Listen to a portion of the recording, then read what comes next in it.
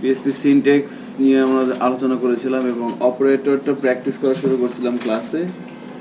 So আজকে operator থেকে শুরু করব এবং আস্তে আস্তে স্টেটমেন্ট বিষয়গুলো আর কি কমপ্লিট করার চেষ্টা করব।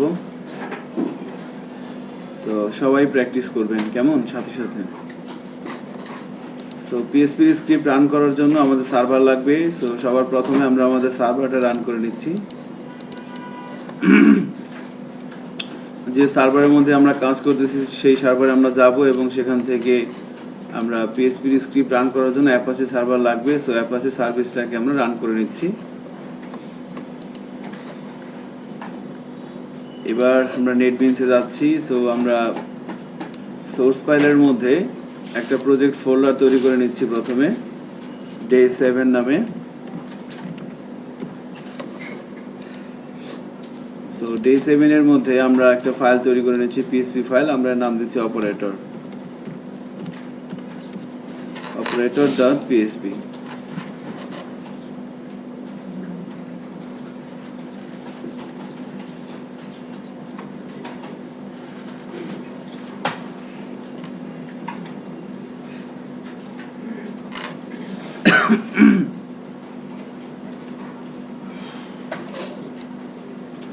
আমরা একটা পিএসপি ফাইল নিয়ে নিলাম এবং এই ফাইলটাকে আমরা ব্রাউজারে নিয়ে আসবো। সো আমরা ব্রাউজারে যাচ্ছি, লোকাল হোস্ট। এখান থেকে আমাদের প্রজেক্ট ফোল্ডার ছিল ACIP PSP28। এখান থেকে আমরা আজকে ডে 7 তৈরি করলাম। So operator.php। সো এখানে আমরা আমাদের আউটপুটটা দেখব এবং এই আউটপুটের জন্য আমরা এখানে কোডিং প্র্যাকটিস করব। সো আমরা লাস্ট ক্লাসে যেটা দেখানো হয়েছিল যে অপারেটরের বিষয়গুলো, অপারেটরকে আমরা 4 ভাগে ভাগ করেছিলাম আমাদের আলোচনার সুবিধার্থে। সো একটা ছিল প্রথমটা ছিল কি অ্যারিথমেটিক অপারেটর।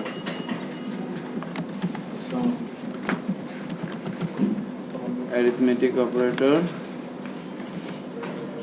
যেখানে আমরা দেখেছিলাম বাইনারি, এর মধ্যে ছিল প্লাস, মাইনাস, মাল্টিপ্লিকেশন, ডিভিশন এবং রিমাইন্ডার। এরপরে আমরা আলোচনা করেছিলাম ইউনারি। ইউনারির মধ্যে ছিল প্লাস প্লাস, মাইনাস মাইনাস এবং নেগেশন।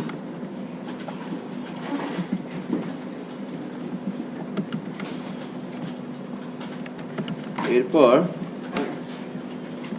আমরা অ্যাসাইনমেন্ট অপারেটর বলেছিলাম। ছিল কি equal, plus equal, minus equal, multiplication equal, division equal, reminder equal এবং সবার শেষে ছিল ডট ইকুয়াল। তো অ্যাসাইনমেন্ট অপারেটর পরে আমাদের যে ভাগটা ছিল সেটা ছিল কন্ডিশনাল অপারেটর। কন্ডিশনাল অপারেটর সেগমেন্টে আমরা দেখেছিলাম greater than equal, less than equal, equal, not equal, triple equal, not triple equal এবং লাস্টে আমাদের ছিল লজিক্যাল অপারেটর।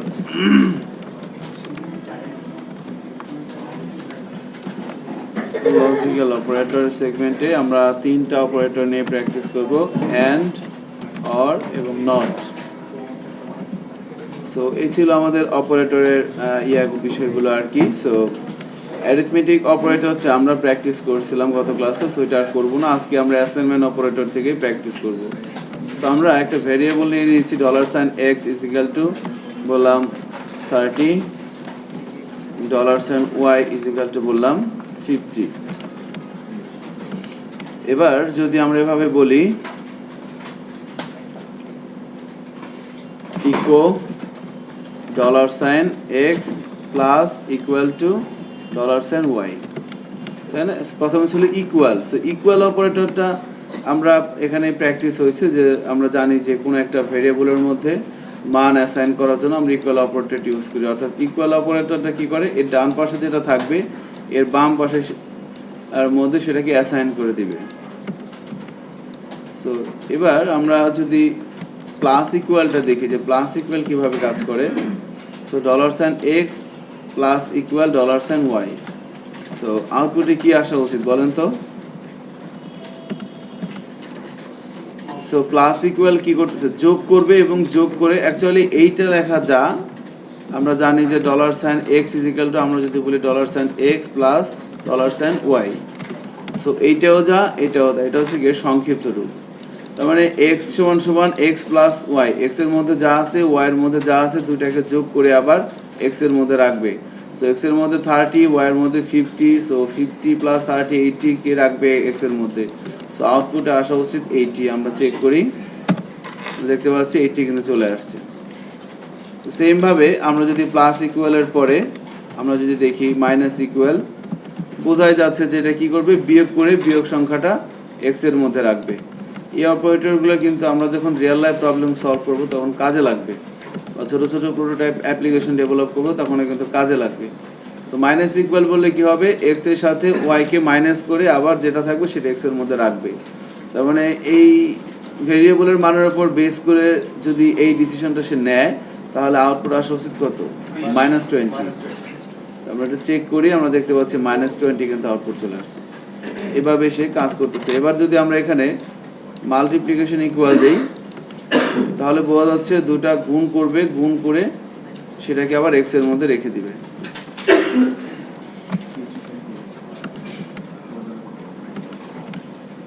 আচ্ছা,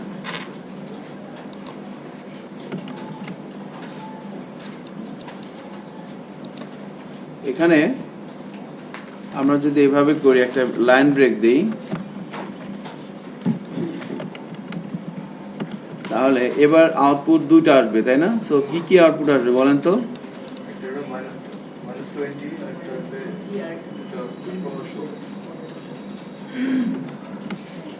ভালো করে বলেন, হয় নাই?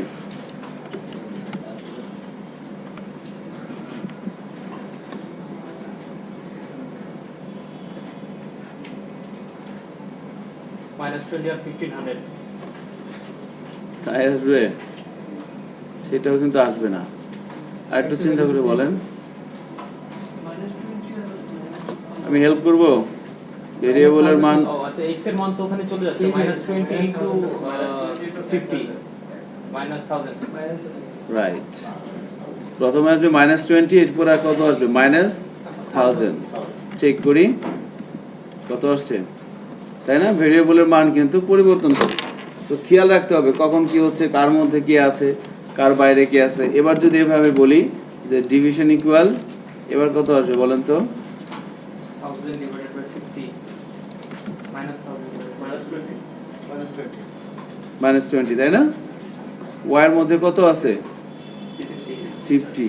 তাহলে 50 দিয়ে ভাগ করব কাকে, 1000 কে, কত হবে, 20। রাইট, তার আগে আবার একটা মাইনাস আছে। সো -20 আসার কথা, চেক করি -20 কিন্তু চলে আসছে। এখানে আমরা একটা ব্রিয়ার দিয়ে দিলে জিনিসটা আরো আমরা পরিষ্কার হবে। তো সেম ভাবে আমরা রিমাইন্ডার ইকুয়াল যদি বলি তাহলে কত আসবে বলেন তো? একটু অ্যানালাইসিস করে বলেন। y এর মধ্যে কত আছে, 50 না? এর মধ্যে আছে -20, তাহলে ভাগই তো যাবে না, তাহলে ভাগশেষ কত হবে, -20 হওয়ার কথা, কত আসছে, -20 কিন্তু চলে আসছে। সো এভাবে যোগ বিয়োগ গুণ ভাগ কিন্তু আমরা এখানে করলাম। এখন সিম্পলি একটা জিনিস দেখেন, এখানে যদি আমি বলি ডট ইকুয়াল, তাহলে লাস্টেরটা কত আসবে আউটপুট, সিনারিওটা এরকম।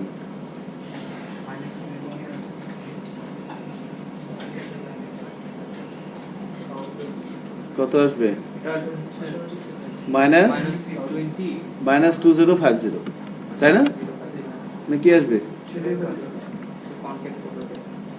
-2050, 2050।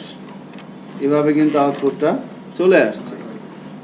সো অ্যাসাইনমেন্ট অপারেটরগুলোর বিহেভিয়ারটা আমরা একটু চেক করে নিলাম যে কিভাবে তারা কাজ করতেছে, যোগ বিয়োগ গুণ ভাগ ভাগশেষ এভাবে কিন্তু দেখা যাচ্ছে। এখন আপনারা সবাই একটু সাথে সাথে প্র্যাকটিস করবেন, ঠিক আছে? সবাই টাইপ করেন, আউটপুট দেখেন সাথে সাথে কি হয় না হয়, এগুলা কি করে।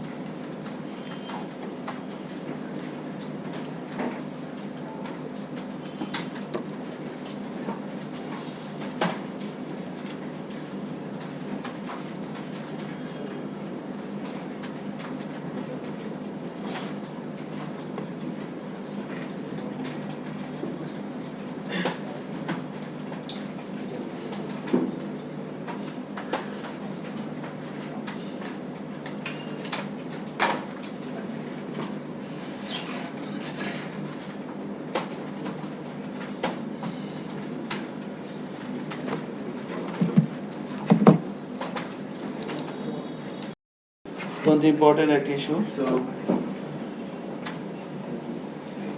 স্টেটমেন্ট কত ধরনের হতে পারে, স্টেটমেন্টটা জিনিসটাই বা কি?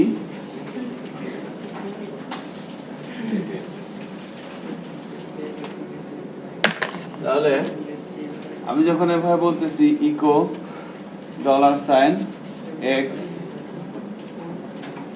$sign x is equal to 20, এখানে স্টেটমেন্ট আছে কয়টা বলেন তো? একটা। কিভাবে একটা বলেন তো? এইটা স্টেটমেন্ট না এটা স্টেটমেন্ট? নিচেরটা স্টেটমেন্ট না? তাহলে কি নিচেরটা? তাই না? আমি যদি এইটা না দিতাম তাহলে কিন্তু একটা হতো এবং এটা এরর হতো একটা। সো যাই হোক, এখানে দুইটা স্টেটমেন্ট আছে, যখন একটা সেমিকোলন পাবে একটা স্টেটমেন্ট ক্লোজ হবে, তাই না? এভাবে কিন্তু কাজ হচ্ছে আর কি। সো এখানে দুইটা স্টেটমেন্ট এবং এগুলাকে বলা হচ্ছে কি? এগুলাকে বলা হচ্ছে single line statement, single line statement. So এছাড়াও আমরা আরো দুই ধরনের স্টেটমেন্ট কিন্তু পাই। একটাকে বলা হচ্ছে কি কন্ডিশনাল স্টেটমেন্ট, কন্ডিশনাল, আর একটা হচ্ছে রিপিটেড। সো কন্ডিশনাল কোনগুলো? যে আমি এভাবে স্টেটমেন্ট লিখে দিব, সেটা ডিরেক্ট এক্সিকিউট হবে না, কোনো একটা কন্ডিশনের উপর বেস করে কোনো একটা স্টেটমেন্ট যখন এক্সিকিউট হয় তখন সেই স্টেটমেন্টটাকে বলা হচ্ছে কি কন্ডিশনাল স্টেটমেন্ট। অর্থাৎ আমি এভাবে লিখে দিলাম যে ইকো হ্যালো পিএসপি, আমি কথা, এটা একটা স্টেটমেন্ট। এই স্টেটমেন্টটাকে কখন কন্ডিশনাল স্টেটমেন্ট বলা হবে? যখন এই স্টেটমেন্টটা ডিরেক্ট এক্সিকিউট হবে না, কোনো একটা নির্দিষ্ট কন্ডিশন যখন মিট করতে পারবে তখন এই স্টেটমেন্টটা এক্সিকিউট হবে।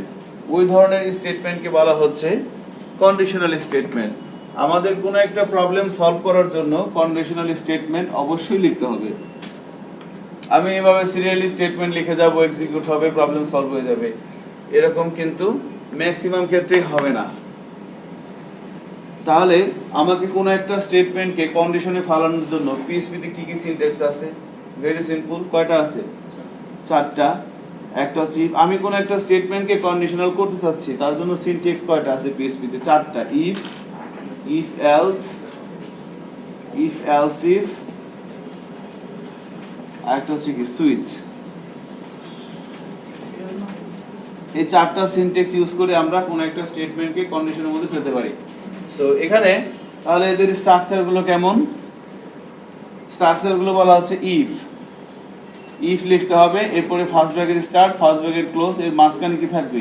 কোনো একটা কন্ডিশন থাকবে।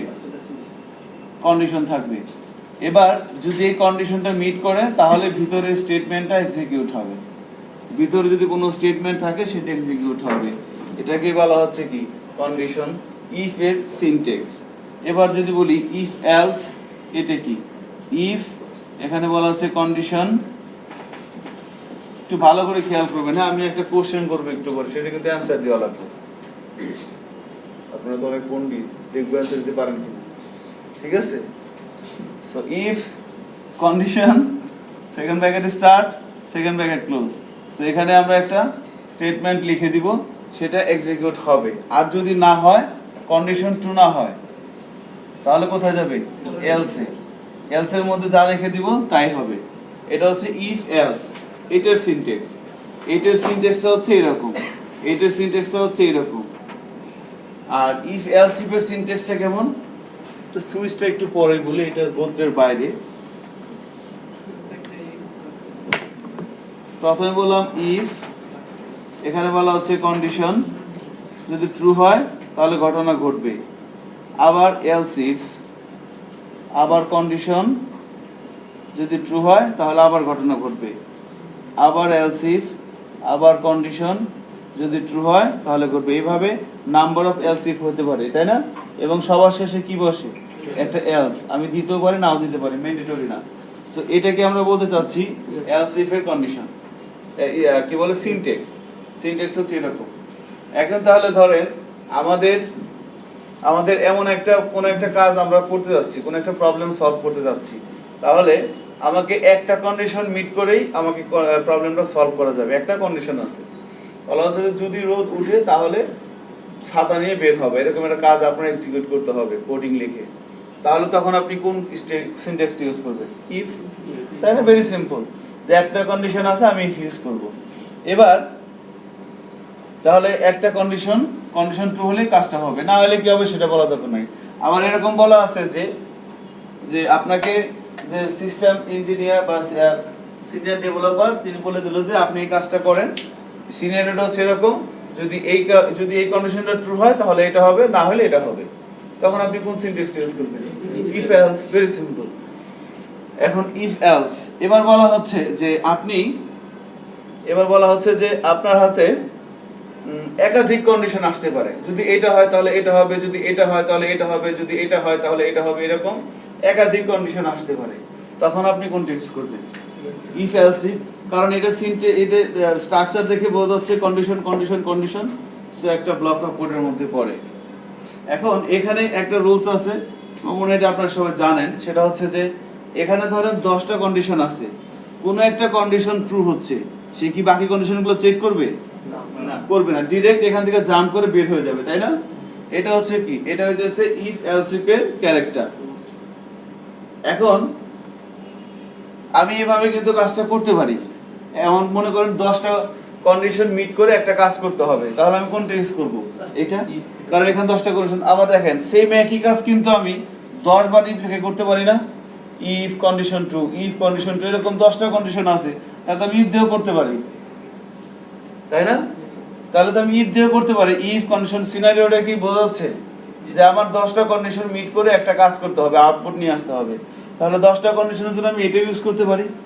আবার আমি যদি ইফ দিয়ে করি, ইফ কন্ডিশন দেন এটা, ইফ কন্ডিশন দেন এটা, এভাবে 10টা ইফ লিখলে কি 10টা কন্ডিশন চেক হবে না? হবে তো। তাহলে কোনটা ইউজ করাটা ওয়াইজ হবে? আমাকে 10টা কন্ডিশন মিট করে একটা কাজ করতে হবে।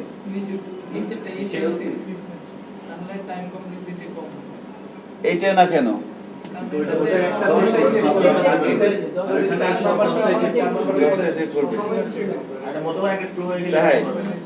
আসলে এটার অ্যান্সার এটা দেওয়া যাবে না, যেটা আপনারা বলছেন। এটার অ্যান্সারে আরেকটা কোশ্চেন করতে হবে, যে যখন আপনার সিনিয়র ডেভেলপার বলবে যে আমার 10টা শর্তের জন্য 10 ধরনের আউটপুট হবে, তাহলে আমি কোনটা ইউজ করব? ইফ এটা করবেন, এটা করবেন? ইফ করব। তখন না, তখন তাকে বলতে ইফ দিয়ে বলা যাবে না, ইফ এলস দিয়ে বলা যাবে। তখন তাকে বলতে হবে যে কয়টা কন্ডিশন ট্রু হতে পারে। কথাটা বুঝতে পারছেন কি? কয়টা কন্ডিশন? যদি বলে যে 10টার মধ্যে 3টা ট্রু হবে, এটা ইউজ করলে হবে? তখন কি লাগবে? তখন কিন্তু এটাই লাগবে। আবার যদি বলে যে 10টার মধ্যে একটা হবে এট এ টাইম, একটার বেশি হবে না, তখন খামোখেটে দিয়ে কোনো লাভ আছে? তখন কোনটা? এইটা। যখন আপনাকে এই ধরনের কোশ্চেন এগুলো আটকানোর জন্য ভাইভাতে বলে দিলাম, আপনাদের ধরতে পারে অ্যাসেসমেন্টে, আমি ধরি কয়েকজন পারে না, ভালো লাগে, ঠিক আছে। সো কি করবেন, তারা বলবে যে আমার 10টা, এরকম একটা সিনারিও যে 10টা কন্ডিশনের কারণে 10 ধরনের ঘটনা, মানে 10টা কন্ডিশন মিট করে আমাকে একটা কাজ করতে হবে। তো আমি কোন কোন কন্ডিশনাল স্টেটমেন্টের যে 4টা সিনট্যাক্স আছে, আমি কোন সিনট্যাক্সটা ইউজ করব, ইফ এলস ইফ না ইফ এলস দিয়ে তো হবে না, কারণ সেখানে তো দুইটা, হয় এটা নাহলে এটা, হয় এটা হবে নাহলে এটা হবে, তাহলে কোনটা ইউজ করব। তখন কিন্তু আমাকে বলতে হবে যে কোশ্চেনটা করবে তাকে যে একসাথে কয়টা কন্ডিশন ট্রু হতে পারে। আপনি যে বললেন যে 20টা কন্ডিশন মিট করে একটা কাজ করতে হবে, তো সেখানে একসাথে সর্বোচ্চ কয়টা কন্ডিশন ট্রু হওয়ার সম্ভাবনা আছে। যদি বলে যে না সর্বোচ্চ একটাই হবে, দুইটা হবে না, তখন কিন্তু আমরা অনায়াসে সেটা ইউজ করব। আর যদি বলে যে না একসাথে 3টা হতে পারে, 5টা হতে পারে, একটাও হতে পারে, তখন কিন্তু আমাদের এটা না ইউজ করে এইটা ইউজ করতে হবে। সো বলে দিলাম আর কি ক্লোজটা। এরপরে সুইচের সিনট্যাক্সটা আমরা একটু পরে দেখব, আগে 3টা সিনট্যাক্স আমরা একটু প্র্যাকটিস করি 5-10 মিনিট।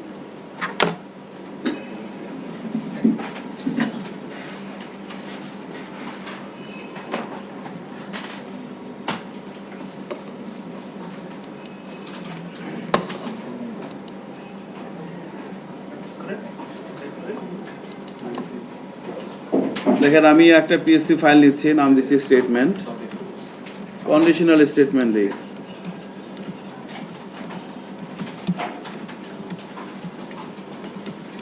আপনি কই যান মাঝে মধ্যে? 3টা ক্লাস মিস হয়ে গেলে কিন্তু টাকা পয়সা পাবেন না, সার্টিফিকেটও পাবেন না। ক্লাস করা তো দূরের কথা, অলরেডি একজন কিন্তু বাদ হয়ে গেছে। না না ব্যাচ 23-24 দুপুরে ব্যাচটা থেকে 24 নম্বর ব্যাচ থেকে একটা ছেলেকে ম্যানেজমেন্ট বিআই টেবিল ম্যানেজমেন্ট আউট করেছে, বলছে আপনার আসার দরকার নেই, ধন্যবাদ, কষ্ট করে আসবেন আপনি খামখা। একটু খেয়াল রাখেন 3টা ক্লাস যেন কারো মিস না হয়, তাহলে কিন্তু একটু মুশকিল হয়ে যাবে আর কি। সো প্রিভিয়াস এক্সপিরিয়েন্স থেকে বলতেছি যে অনেকেই একসাথে ক্লাস করে, অনেকেই ক্লাস শেষে যথাযথ সময়ে সার্টিফিকেট এবং ওই তোবারক পাওয়া যায়, কিন্তু অনেকেই কিন্তু পায় না, দেরি হয় বা হ্যারাসমেন্ট করে। সো এটা হচ্ছে আপনি যেরকম বিআইটিএম এর সাথে করবেন, বিআইটিএম ঠিক ওরকমই আপনার সাথে করবে, very simple. So conditional statement একটু লিখতে চাচ্ছিলাম এভাবে। সবচেয়ে বড় কথা হচ্ছে যে আপনি তাহলে তো ফ্লোটা ধরতে পারবেন না পিএসপি। এখন তো এগুলো তো ছোট গোলাপারের কাজ করতেছি, বাট অ্যারে আলোচনার পর থেকে কিন্তু আস্তে আস্তে আমরা একটু ভিতরে যাওয়া শুরু করবো। পিএসপি ইউজারের কাছ থেকে ইনপুট নিব, ছোট ছোট প্রোটোটাইপ অ্যাপ্লিকেশন ডেভেলপ করব, তখন ক্লাস মিস দিলে কিন্তু হবে না। আপনি একদিন আসেন না, এটা কিন্তু খুব খারাপ, সবার জন্যই বলতেছি। যে অবশ্যই এখানে এখন যারা আছেন এরা প্রত্যেকেই যথাসময়ে চলে আসছেন, 2-1 দিন হয়তো আসলে লেট করে আসছেন, ঠিক আছে, নামাজ পড়ে আসেন, 5 মিনিট পরে শুরু করবো। ব্রাউজারের থ্রুতে আমরা দেখতে পাচ্ছি হ্যালো পিএসপিতে দেখানোর কথা, কন্ডিশনাল স্টেটমেন্ট রান করাচ্ছি, হ্যালো পিএসপিতে দেখাচ্ছে। তখন এটা একটা সিম্পল স্টেটমেন্ট, এটা যখন তখনই কিন্তু এই ফাইলটা আমরা যদি ব্রাউজারে ওপেন করি তাহলে কিন্তু এই স্টেটমেন্টটা রান হয়ে যাবে। এবার এই স্টেটমেন্টটাই কিন্তু যদি আমরা একটা কন্ডিশনের মধ্যে ফেলে দেই, সাপোজ এখানে বললাম $x = 10, আমি বললাম যে ইফ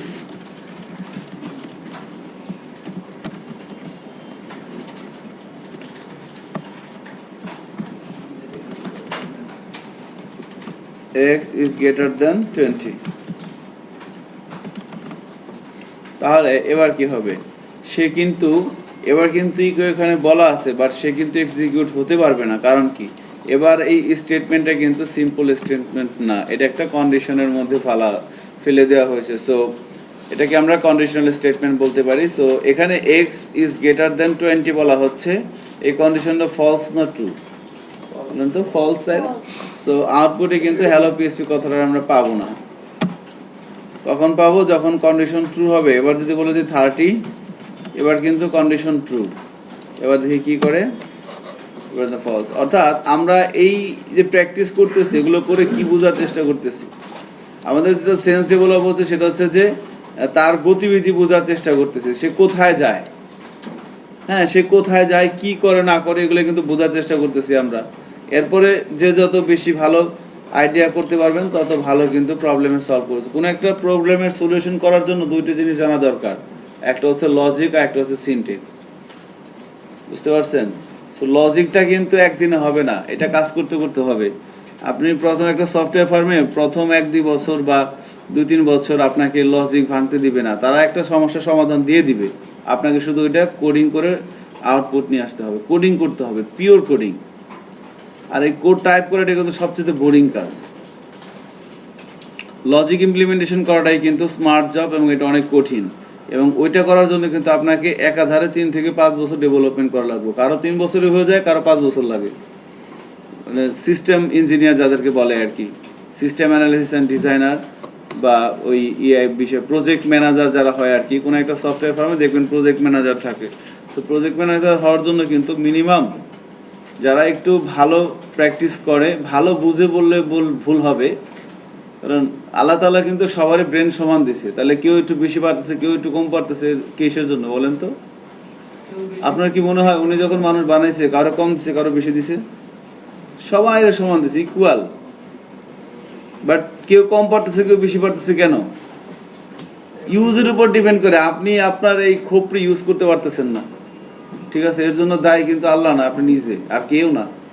আপনি বলতেছেন দেশের অবস্থা খারাপ, সরকার খারাপ, বিরোধী দল খারাপ, সবাই ভালো। কোশ্চেন করা যাবে অবশ্যই স্যার। ওই মানে এটা অনেক সময় দেখা যায় মানে কন্ডিশনের মধ্যে, ইফ এর কন্ডিশনের মধ্যে যদি কোনো কন্ডিশনাল অপারেটর ইউজ না করি, যেমন ইফ অনলি এক্স, তো এটা ট্রু হয়। হতে পারে। আমি তো মাঝখানে কোনো কন্ডিশন দিচ্ছি না। ভেরিয়েবল চেক করবে কি সে ভেরিয়েবলের মধ্যে মান আছে কিনা, ভেরিয়েবলের মধ্যে মান আছে কিনা, মান থাকলে ট্রু, হ্যাঁ, মান থাকলে ট্রু, না থাকলে ফলস। তাহলে এটা একটা কন্ডিশন নিজেই, রাইট। এটা আমরা ইউজ করব আর একটু পরে। দেখবেন যে আমরা এখানে ইফের মধ্যে একটা ভেরিয়েবল প্লেস করে দিছি, যদি এর মধ্যে কিছু থাকে তাহলে ভিতরে ঢুকবে, না থাকলে ভিতরে ঢুকবে না। সো এইভাবে যখন কোনো একটা সিনট্যাক্স আপনি কোডিং এর প্যাটার্ন লিখবেন, সে কি করবে, এখানে কাজ করবে, এখানে আসার পর সে কিন্তু আগে চেক করবে যে ঘটনা ঠিক আছে কিনা। যখনই দেখবে যে ঘটনা ঠিক আছে তখন, এবং একটা জিনিস খেয়াল করছেন কি, দেখেন এই জায়গাটা কিন্তু একটা ব্লক হয়ে গেছে, খেয়াল করছেন? সো এভাবে কিন্তু সে কাজ করতেছে। এবার যদি দুইটা কন্ডিশন হয় তাহলে কি হবে দেখেন, যদি দুইটা কন্ডিশন হয় তাহলে কি হবে, তাহলে আমরা বলছি ইফ, এখানে একটা কন্ডিশন বললাম $x is greater than 20, বলে দিলাম ইকো হ্যালো bitm, এলসে এসে কি বলবো, ইকো বলে দিলাম হ্যালো বেসিস। তাহলে সে কি করবে, প্রথমে এই ভেরিয়েবলের মধ্যে এই সংখ্যাটাকে নিয়ে নিবে। এবার বলা হচ্ছে এক্স, এবার এখানে সে কি করবে, যখনই সে ইফ পাবে তখনই সে বুঝে যাবে যে এটা কিন্তু একটা কি, এবার এটা কিন্তু একটা ব্লক অফ কোড। এবং খেয়াল করছেন আপনি নেটবিনসে কাজ করতেছেন, আপনার বাম পাশে দেখেন একটা ব্লক হয়ে গেছে, এরকম হয়ে গেছে না? এখান থেকেই কিন্তু বোঝা যাচ্ছে যে এই লাইনের সাথে কিন্তু এই লাইনে একটা সম্পর্ক আছে, এই লাইনে একটা সম্পর্ক আছে, এই লাইনে একটা সম্পর্ক আছে। সে পুরোটা হচ্ছে কি একটা ব্লক অফ কোড। এখন যখন সেখানে আসতেছে কন্ডিশনটা চেক করবে, যদি ট্রু হয় ভিতরে ঢুকবে, আর যদি ফলস হয় তাহলে কোথায় আসবে, এখানে আসার কথা। আমরা চেক করি কি আসবে আউটপুট, বলেন তো? হ্যালো বেসিস আসার কথা, চেক করি আমরা, দেখেন হ্যালো বেসিস চলে আসছে। কিন্তু তার মানে সে এটা ফলস হলে এতক্ষণ কিন্তু আমি যদি এটা না দিতাম সে কি করতো, ফাঁকা, কারণ তাকে কিছু বলেন নাই কি করবে। এবার তাকে বলে দিচ্ছেন যে এটা হলে এটা করবা, না হলে এটা করবা, সে কিন্তু এরকম যতটুকুন বলে দিবেন, যেভাবে বলে দিবেন সে সেভাবেই কাজ করবে।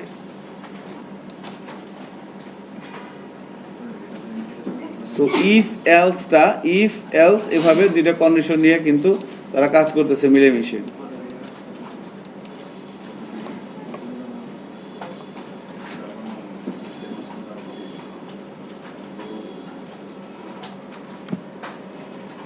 এবার আমরা দেখব ইফ এলস ইফ। সো যদি এখানে এভাবে বলি ইফ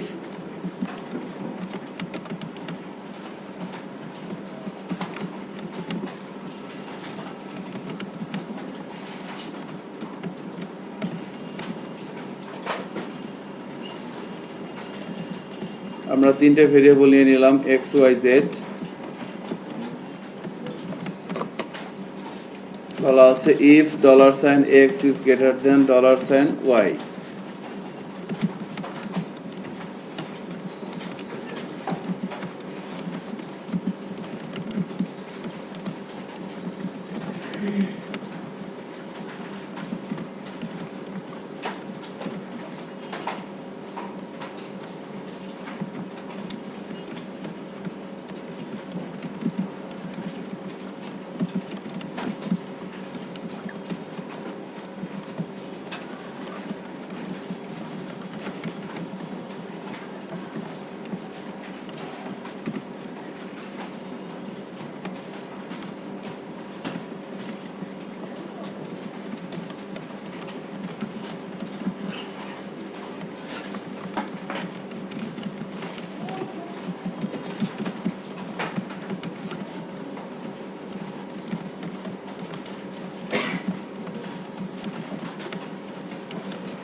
হ্যালো ওয়ার্ল্ড বলে দিলাম। খেয়াল করে দেখছেন এই বাম পাশে একটা এরকম লাইন চলে আসছে, বোঝাই দিচ্ছে যে এখান থেকে শুরু করে এই পর্যন্ত কি একটা ব্লক অফ কোড। খেয়াল করছেন?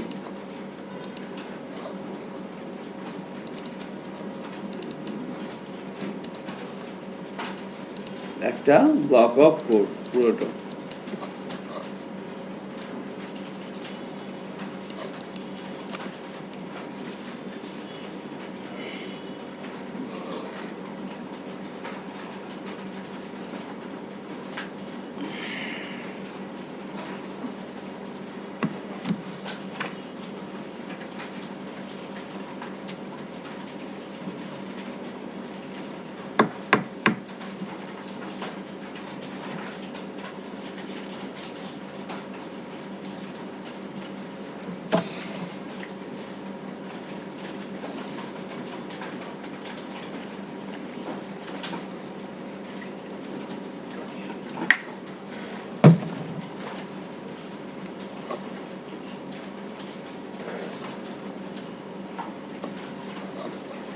এখানে দেখেন আমরা তিনটে ভেরিয়েবল নিয়ে নিলাম। প্রথমে সে কি করবে, 10 ঢোকাবে x এর মধ্যে, 20 ঢোকাবে y এর মধ্যে, 30 ঢোকাবে z এর মধ্যে।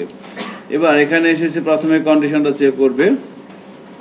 সো কন্ডিশনটা যখন সে চেক করবে দেখবে কি কন্ডিশনটা ফলস, তাই না? বলা হচ্ছে x is greater than y, 10 20 চাইতে বড়, ঘটনা মিথ্যা, ভিতরে সে যাবে না।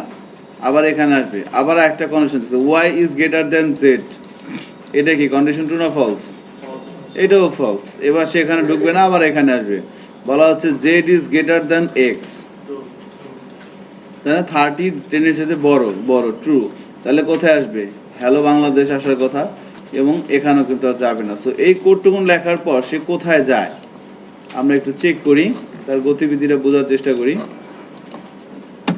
কি আসছে? হ্যালো বাংলাদেশ। তাহলে বোঝা যাচ্ছে যে এখান থেকে কিন্তু আমরা কাজটা তার সাথে হচ্ছে এভাবে আর কি। এখন এখান থেকে ধরেন আমরা যে এই কন্ডিশনটাকে ট্রু করে দিলাম, তাহলে এবার কি হচ্ছে, ইফ এর পরে এই কন্ডিশনটা কি ফলস, এটা কি এটাও ট্রু, এটাও ট্রু, দুইটা কন্ডিশন ট্রু। তাহলে দেখি কোনটা আসে আউটপুটে, এটা আসে না এটা আসে, নাকি দুইটাই আসে, এটা একটু দেখা উচিত আমাদের। কি আসতেছে? Hello BITM. তার মানে এই কন্ডিশনটাও ট্রু, এইটাও ট্রু। যখনই একটা কন্ডিশন ট্রু পাচ্ছে সে সেটাকে দেখাই দিচ্ছে, এবং সাথে সাথে সে জাম্প করে কোথায় চলে আসতেছে, এইখানে। তো খেয়াল করেন ইকো হ্যালো টেস্ট। আমি জাস্ট সিম্পলি কথা লিখে দিলাম বোঝানোর জন্য আর কি, একটা লাইন ব্রেক দিয়ে, যে এরপরে সে কোথায় যায়। যে এখানে ঘটনা ঘটাবে, এখানে কন্ডিশন ট্রু, এখানে ঘটনা সে ঘটাইলো, ঘটানোর পর এবার সে কোথায় যাবে, সে কি এখানে আসে নাকি সে একবার এখানে আসে, এটা কিন্তু আমাদের দেখাটা একটু উচিত। সো সে কোথায় আসতেছে? হ্যালো টেস্টে। তার মানে এখানে যখনই ট্রু হয়ে যাচ্ছে সে জাম্প করে এই ব্লকের বাইরে চলে আসতেছে, এবং এখান থেকে সে আবার কাজ করার জন্য রেডি। তাকে আপনি যেভাবে ইনস্ট্রাকশন দিবেন সে সেভাবেই কাজ করবে।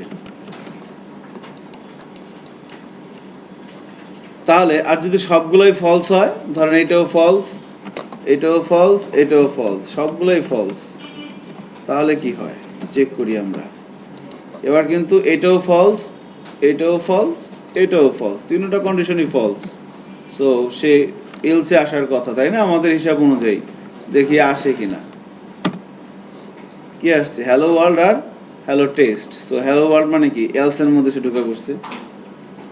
আমরা যদি এলস না দেই তাও কিন্তু কোনো প্রবলেম নাই, কখনো কখনো দেখবেন যে এলস আসবে না।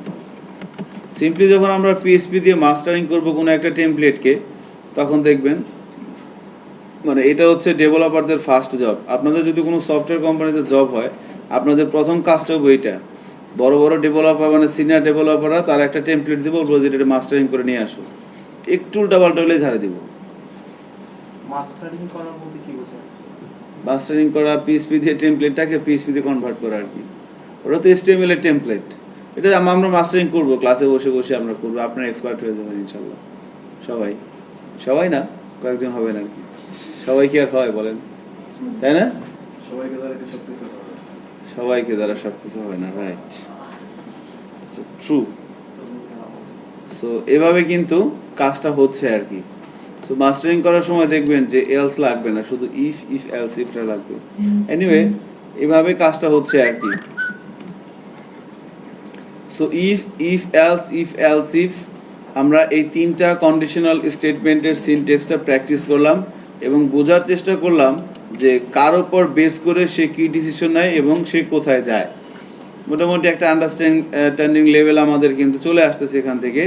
এবার আমাদের নেক্সট যে কাজটা সেটা হচ্ছে আমরা একটু সুইচ নিয়ে প্র্যাকটিস করব। সুইচ কেস আমাদের লাস্ট যে বিষয়টা আর কি, switch case. So switch case নিয়ে আমরা একটু কথা বলে যাচ্ছিলাম, একটু খেয়াল করবেন। সুইচ এর সিনট্যাক্সটা কিন্তু সবচেয়ে সহজ। সিম্পলি আমি এখানে একটা ভেরিয়েবল নিলাম $i = বলে দিলাম 10।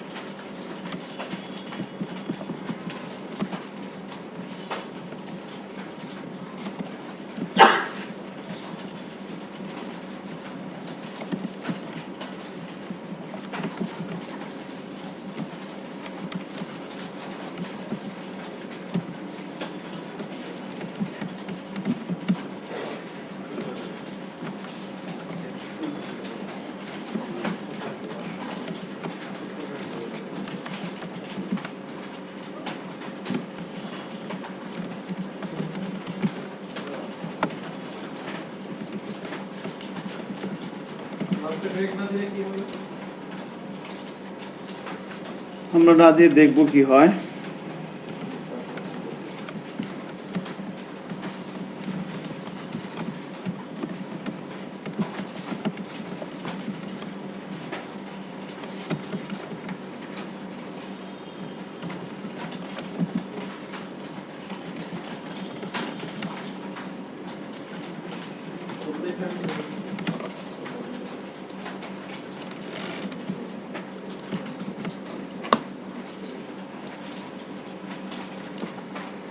সকলের পরেও কি ব্রেক প্রয়োজন হয়?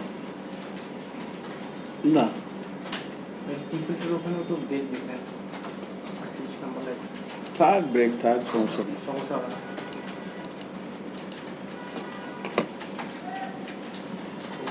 সো আমরা সুইচ কেজের যে বিষয়টা আর কি, তারা কিভাবে কাজ করে বা এই ক্ষেত্রে এই সিনট্যাক্সের বেলায় উনি কিভাবে ওনার গতিবিধিটা কি সেটা একটু বোঝার চেষ্টা করব আমরা।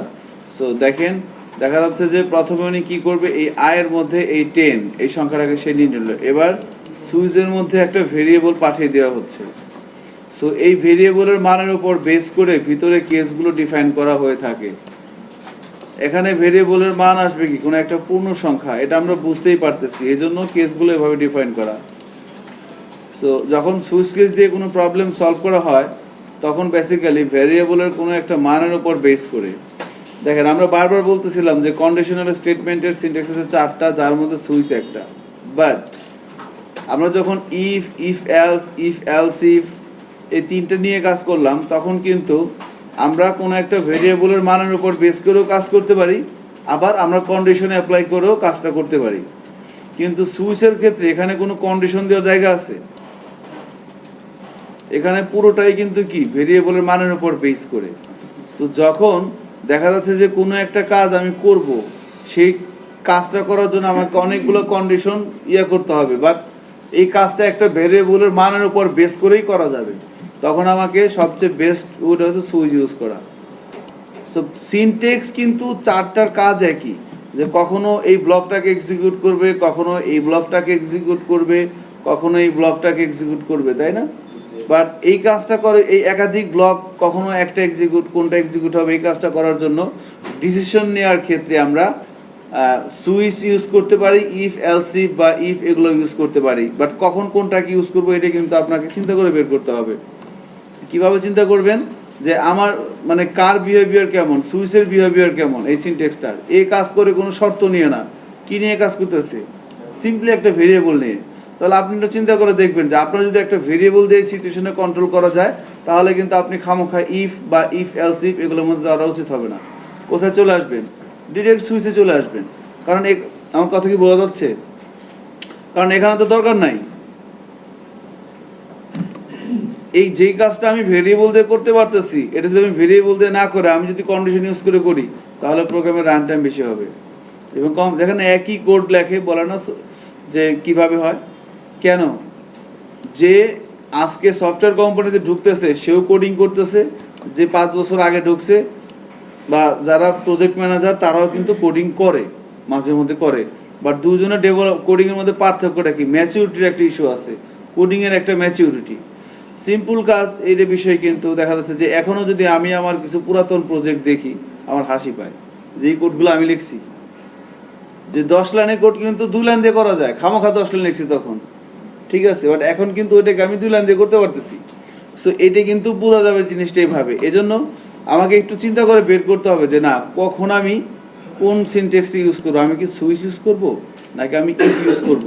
এখন এই ডিসিশনটা আপনি কিভাবে নিতে পারবেন, তার জন্য আপনার একটা জিনিস ক্লিয়ার থাকা লাগবে, সেটা হচ্ছে সিনট্যাক্সগুলা কিভাবে কাজ করে। সিনট্যাক্সগুলো বলতে কি, ইফ আমি ইফ দিলাম, ইফের পরে এলস দিলাম, এভাবে। এখন কিভাবে লিখতে হয় এটা তো আমরা সবাই জানি, বাট কখন কোনটা ইউজ করব এটা কিন্তু আপনার কাছে ক্লিয়ার থাকা লাগবে, কোন সিচুয়েশনের জন্য কোন সিনট্যাক্সটা পারফেক্ট। এটা লজিক তো আপনাকে ভাঙিয়ে দিবে। সো ওই লজিকের সাথে আপনাকে ম্যাচ করতে হবে যে আমি কোন সিনট্যাক্সটা ইউজ করব। আমি কি ইফ ইউজ করব, আমি কি ইফ এলস ইফ ইউজ করব, ইফ এলস ইউজ করব, নাকি আমি সুইচ ইউজ করব। এটাই কিন্তু ডিসিশন মেক করতে হবে আপনাকেই। সো সুইচের ক্ষেত্রে কখন, যখন আমরা একটা ভেরিয়েবলের মানের উপর বেস করে এই ধরনের কাজ। এখন কখন হতে পারে, আপনাকে বলা হয়তো যে একটা ইলেকট্রনিক ভোট মেশিন বানাও, মানুষ ভোট দিব, সেটা চেক করবা যে কখন ধানের শেষ হয়, কখন লাঙ্গল হয়, ঠিক আছে? আপনার ঘুমাইতে সমস্যা হইতেছে, একটা বালিশ এনে দিয়ে ভিতর থেকে, সমস্যা নাই, সমস্যা হলে বলবেন, আমরাই তো নাকি, বিআই টাইমে বালিশ থাকতে পারে, সমস্যা হলে বলেন।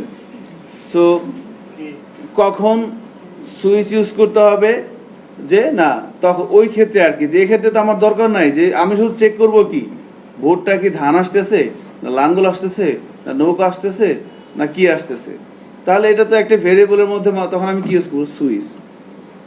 আবার যখন এরকম না, আমাকে চেক করা লাগতেছে যদি বৃষ্টি হয় তাহলে এটা হবে, যদি শীত হয় তাহলে এটা হবে, যদি গরম হয় তাহলে এটা হবে। এবার কিন্তু আমাকে কন্ডিশন অ্যাপ্লাই করেই বের করতে হচ্ছে যে শীত, এই বিষয়গুলো আর কি। সো এইভাবে আমাকে কিন্তু যখন দেখবো যে না ভেরিয়েবল দিয়ে আমি কাজটা করতে পারতেছি তখন ইউজ করবো সুইচ। তাহলে এখানে এই ভেরিয়েবলের মানের উপর বেস করে কেসগুলো ডিফাইন করা হয়ে থাকে। কেস 10, যখনই যে কেসের সাথে ভেরিয়েবলের মানটা মিলে যাবে তখনই কিন্তু ওই পোর্শনটা এক্সিকিউট হবে এবং এই যে ব্রেক দেওয়া হচ্ছে, কারণ কি ব্রেকের মাধ্যমে সে এই ব্লক থেকে বের হয়ে যাবে। আর যদি ব্রেক না দেয় আমরা তাহলে কিন্তু সে তার পরের ইয়েতে চলে আসবে। এখন বলা হয়েছে যে ডিফল্টে ব্রেক দিলেও হবে না দিলেও হবে, কারণ এর নিচে তো কিছু নাই, সে সরাসরি এখানে চলে আসবে। বাট স্ট্রাকচার অনুযায়ী আমাদের ব্রেক দেওয়াটাই কিন্তু গুড প্র্যাকটিস হবে। সো এভাবে কিন্তু আমরা কাজগুলো করতে পারি। এখন চেক করি, এখন আউটপুট কি আসবে বলেন তো? হ্যালো ওয়ার্ল্ড আসা উচিত।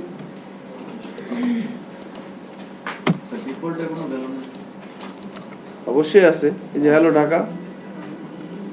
মানে এখানে না, যখনই কোনো কেসই হবে না, মনে করেন আমি এখানে দিলাম কত, সরি ধরেন আমি এখানে দিলাম 100, এখানে দিলাম আমি 100, তাহলে এবার কি হবে? Hello Dhaka hello BITM, hello Dhaka hello BITM. মানে কোনো কেসের সাথে যখন মিলবে না তখন সে বাই ডিফল্ট মনের দুঃখে এখানে চলে আসবে। এখন এখানে কিন্তু কেসের মধ্যে এখানে কিন্তু মান হতে পারে এরকম, এও হতে পারে। যদি আমি তো জানি যে ইউজারের কাছ থেকে কি আসবে, তাই না? এই ইনপুটটা আমি এখানে অ্যাজিউম করে নিচ্ছি, এই ইনপুটটা অ্যাকচুয়ালি দিবে কে? ইউজার দিবে না? আমরা তার জন্য একটা ইউজার ইন্টারফেস তৈরি করে দেবো HTML CSS দিয়ে, ওখানে সে ইনপুট দিবে, সেই ইনপুটটা আমি ধরে এনে এখানে বসে ভ্যারিয়েবলের মধ্যে রাখবো। সো আমি কিন্তু জানি যে ইউজার কি ইনপুট দিবে। এখন যদি এ হয় তাহলে এখানে কি হবে? কেসগুলো মান চেঞ্জ হয়ে যাবে।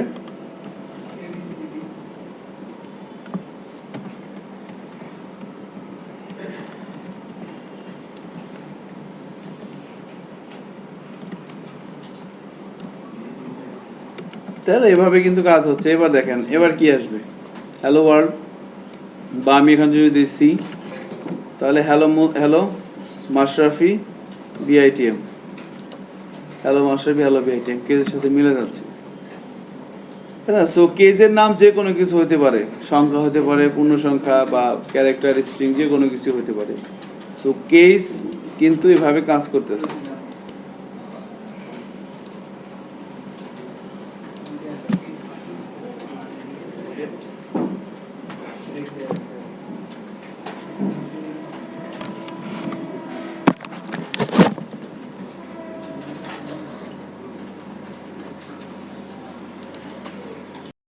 স্টেটমেন্টের সিনট্যাক্স গুলো নিয়ে কথা বলবো আর কি।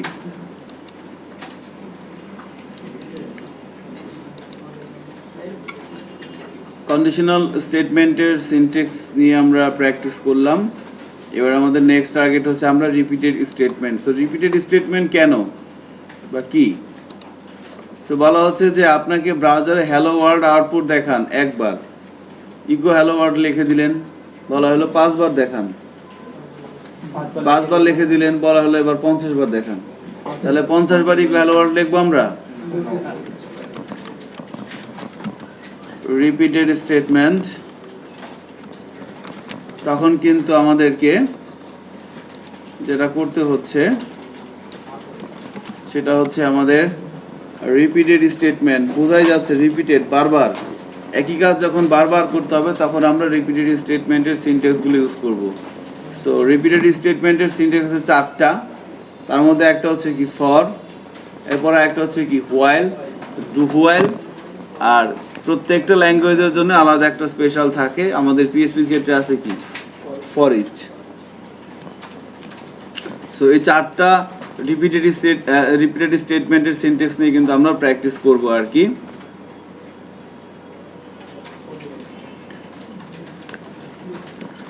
সো আমরা ফর নিয়ে প্রথমে একটু কথা বলতে চাচ্ছি, খেয়াল করেন ফর। সো প্রথমে কি থাকে? ইনিশিয়ালাইজেশন, তারপরে কি হয়? কন্ডিশন।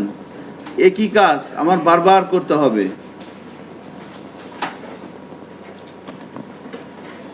তখন কি করব? যখন একই কাজ বারবার করতে হয় সেক্ষেত্রে কিন্তু কয়েকটা জিনিস আসে।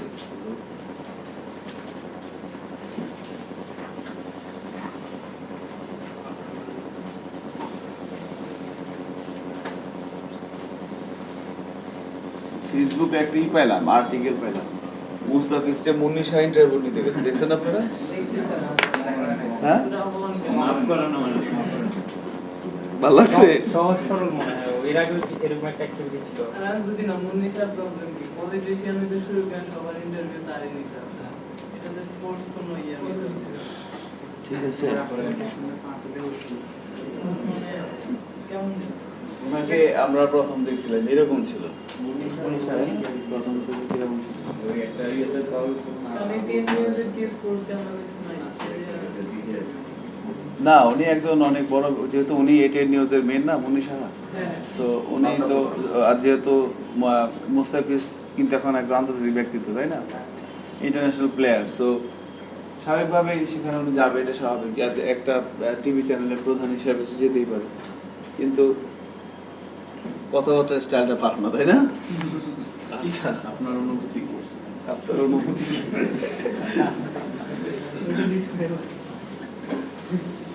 ভালো লাগছে আর কি, একটু হাসলাম, মজা লাগলো।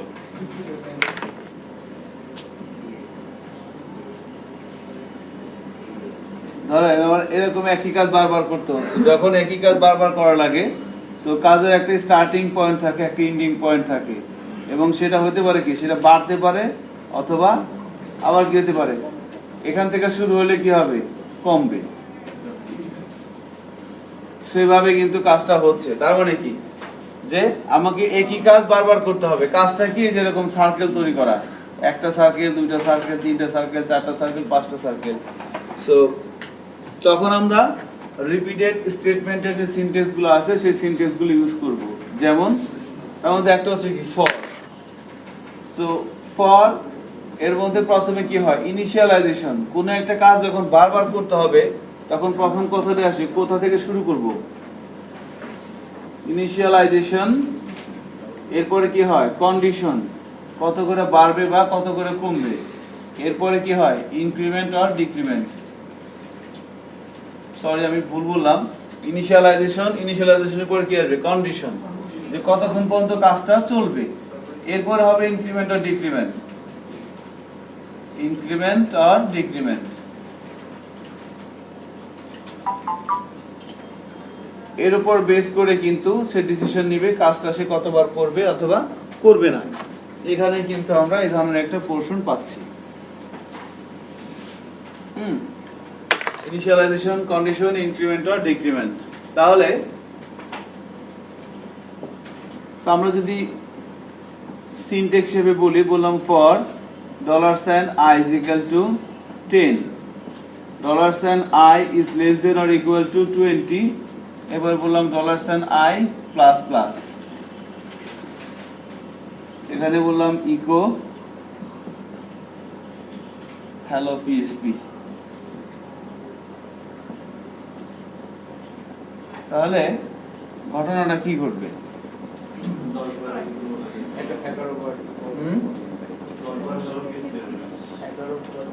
ঘটনাটা কি ঘটবে, 11 বার পিস হবে, তাই না? সো ইটারেশনটা কিভাবে হচ্ছে খেয়াল করবেন একটু, যে সে কোথা থেকে কোথায় যাচ্ছে। আপনার টার্গেট হচ্ছে তার গতিবিধি ধরা। সে ফর যখন সিনট্যাক্সটা পাবে এখানে আসবে ইনিশিয়ালাইজেশন, এই ভেরিয়েবলটার মধ্যে সে 10 নিয়ে নিল।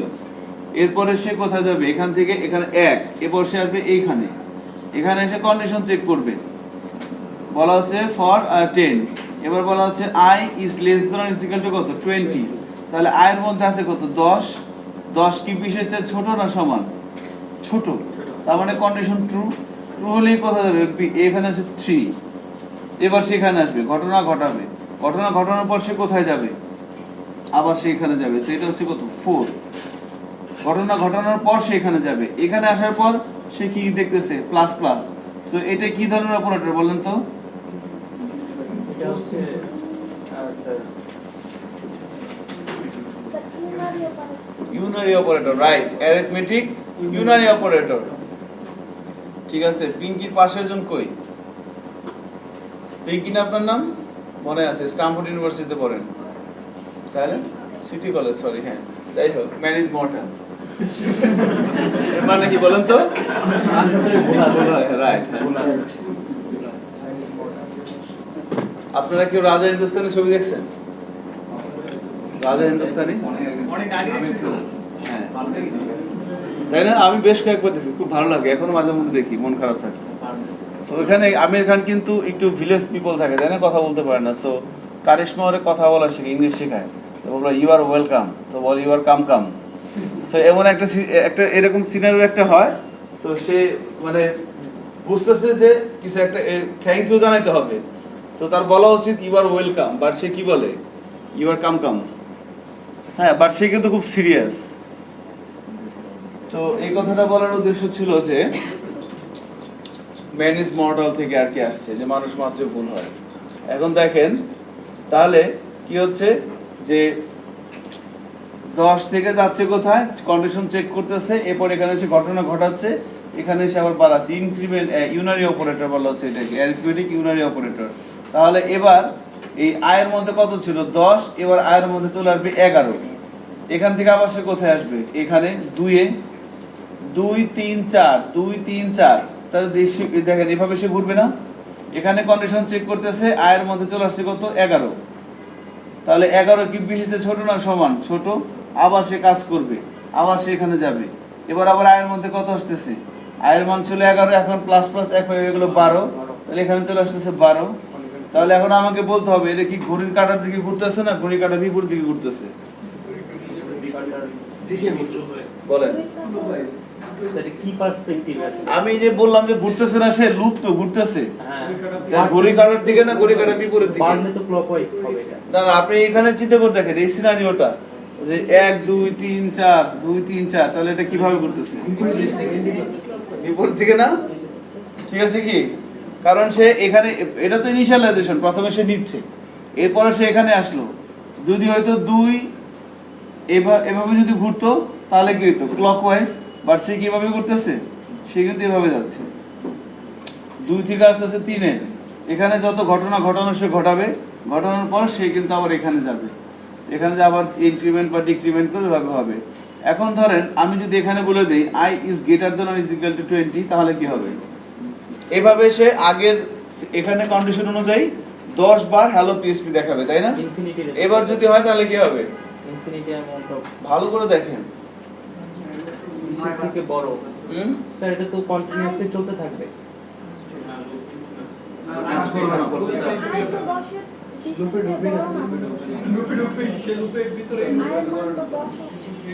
দেখেন না কি হয়, একটু করে দেখেন তো। সে তো ভিতরে ঢুকবে না, তাই না? ভিতরে ঢুকবে না, কারণ কন্ডিশন যদি ফলস হয় তাহলে তো সে ভিতরে ঢুকবে না, মানে সে তো এখানে আসবে না, সে চলে যাবে কোথায়, রাগ করে এখানে চলে যাবে, আবার এখান থেকে কাজ করা শুরু করবে, আপনি যা বলে দেবেন তাই করবে আর কি। সো প্রোগ্রামিং এর কিন্তু মজা এটা, তাই না, যে আপনি কারো দিয়ে কিছু করাইতেছেন, অনেক মজা না? বিষয়টা খেয়াল করে দেখছেন, আলটিমেটলি তাই তো, আপনি কিছু কোড লিখতেছেন, আপনার কোড পড়ে পড়ে একজন কিছু করতেছে, আর আপনি বসে বসে মজা নিচ্ছেন, আর মাস শেষে হাতা খাগাচ্ছেন আর কি, তাই না? কি মুসকি মুসকি আসতেছেন কেন, একটু জোরে জোরে আসেন।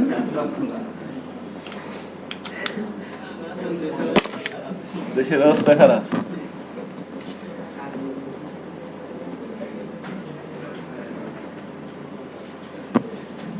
আপনাদের কি কোনো অ্যাসাইনমেন্ট দিছি? রাইট, এখন ভালো কথা মনে করছে, আগে অ্যাসাইনমেন্ট দিয়ে নেই, তারপরে অন্য কথা। এটা অন্য দুইটা ব্যাচে ভুলে গেছিলাম। সো একটা ঈদের ছুটি আছে না, শুক্র শনি, আবার তো রোববার দিন ক্লাস। এখন ঈদের ছুটিতে যেটা করতে হবে, আপনার নাম যেন কি ভুলে গেছি, আপনার, হ্যাঁ বরগুনা, মানে আপনার নাম? জি জি, বলে তন্ময়, তন্ময়, তন্ময়, আচ্ছা। ভয় পাচ্ছে কেন, নাম বলতে বলেন তো। না আমি একটু করতেছিলাম তো, আমি হঠাৎ দেখলাম বোরিং করতেছিলেন? সমস্যা তো অনেক স্যার। আচ্ছা, তাই বুঝতে পারছি। আপনি কি করতেছেন? স্যার আমি এটা করতেছিলাম। এটা করতেছিলেন আসলেই? এটা কি আমার বিশ্বাস করতে হবে আপনি কোড করতেছিলেন? আচ্ছা, করলাম, যাই হোক। অ্যাসাইনমেন্ট হচ্ছে যে আপনাদের সামনে রোববার দিন একটা প্রজেক্ট জমা দিতে হবে, একটা স্ট্যাটিক ওয়েবসাইট করে নিয়ে আসতে হবে HTML CSS দিয়ে।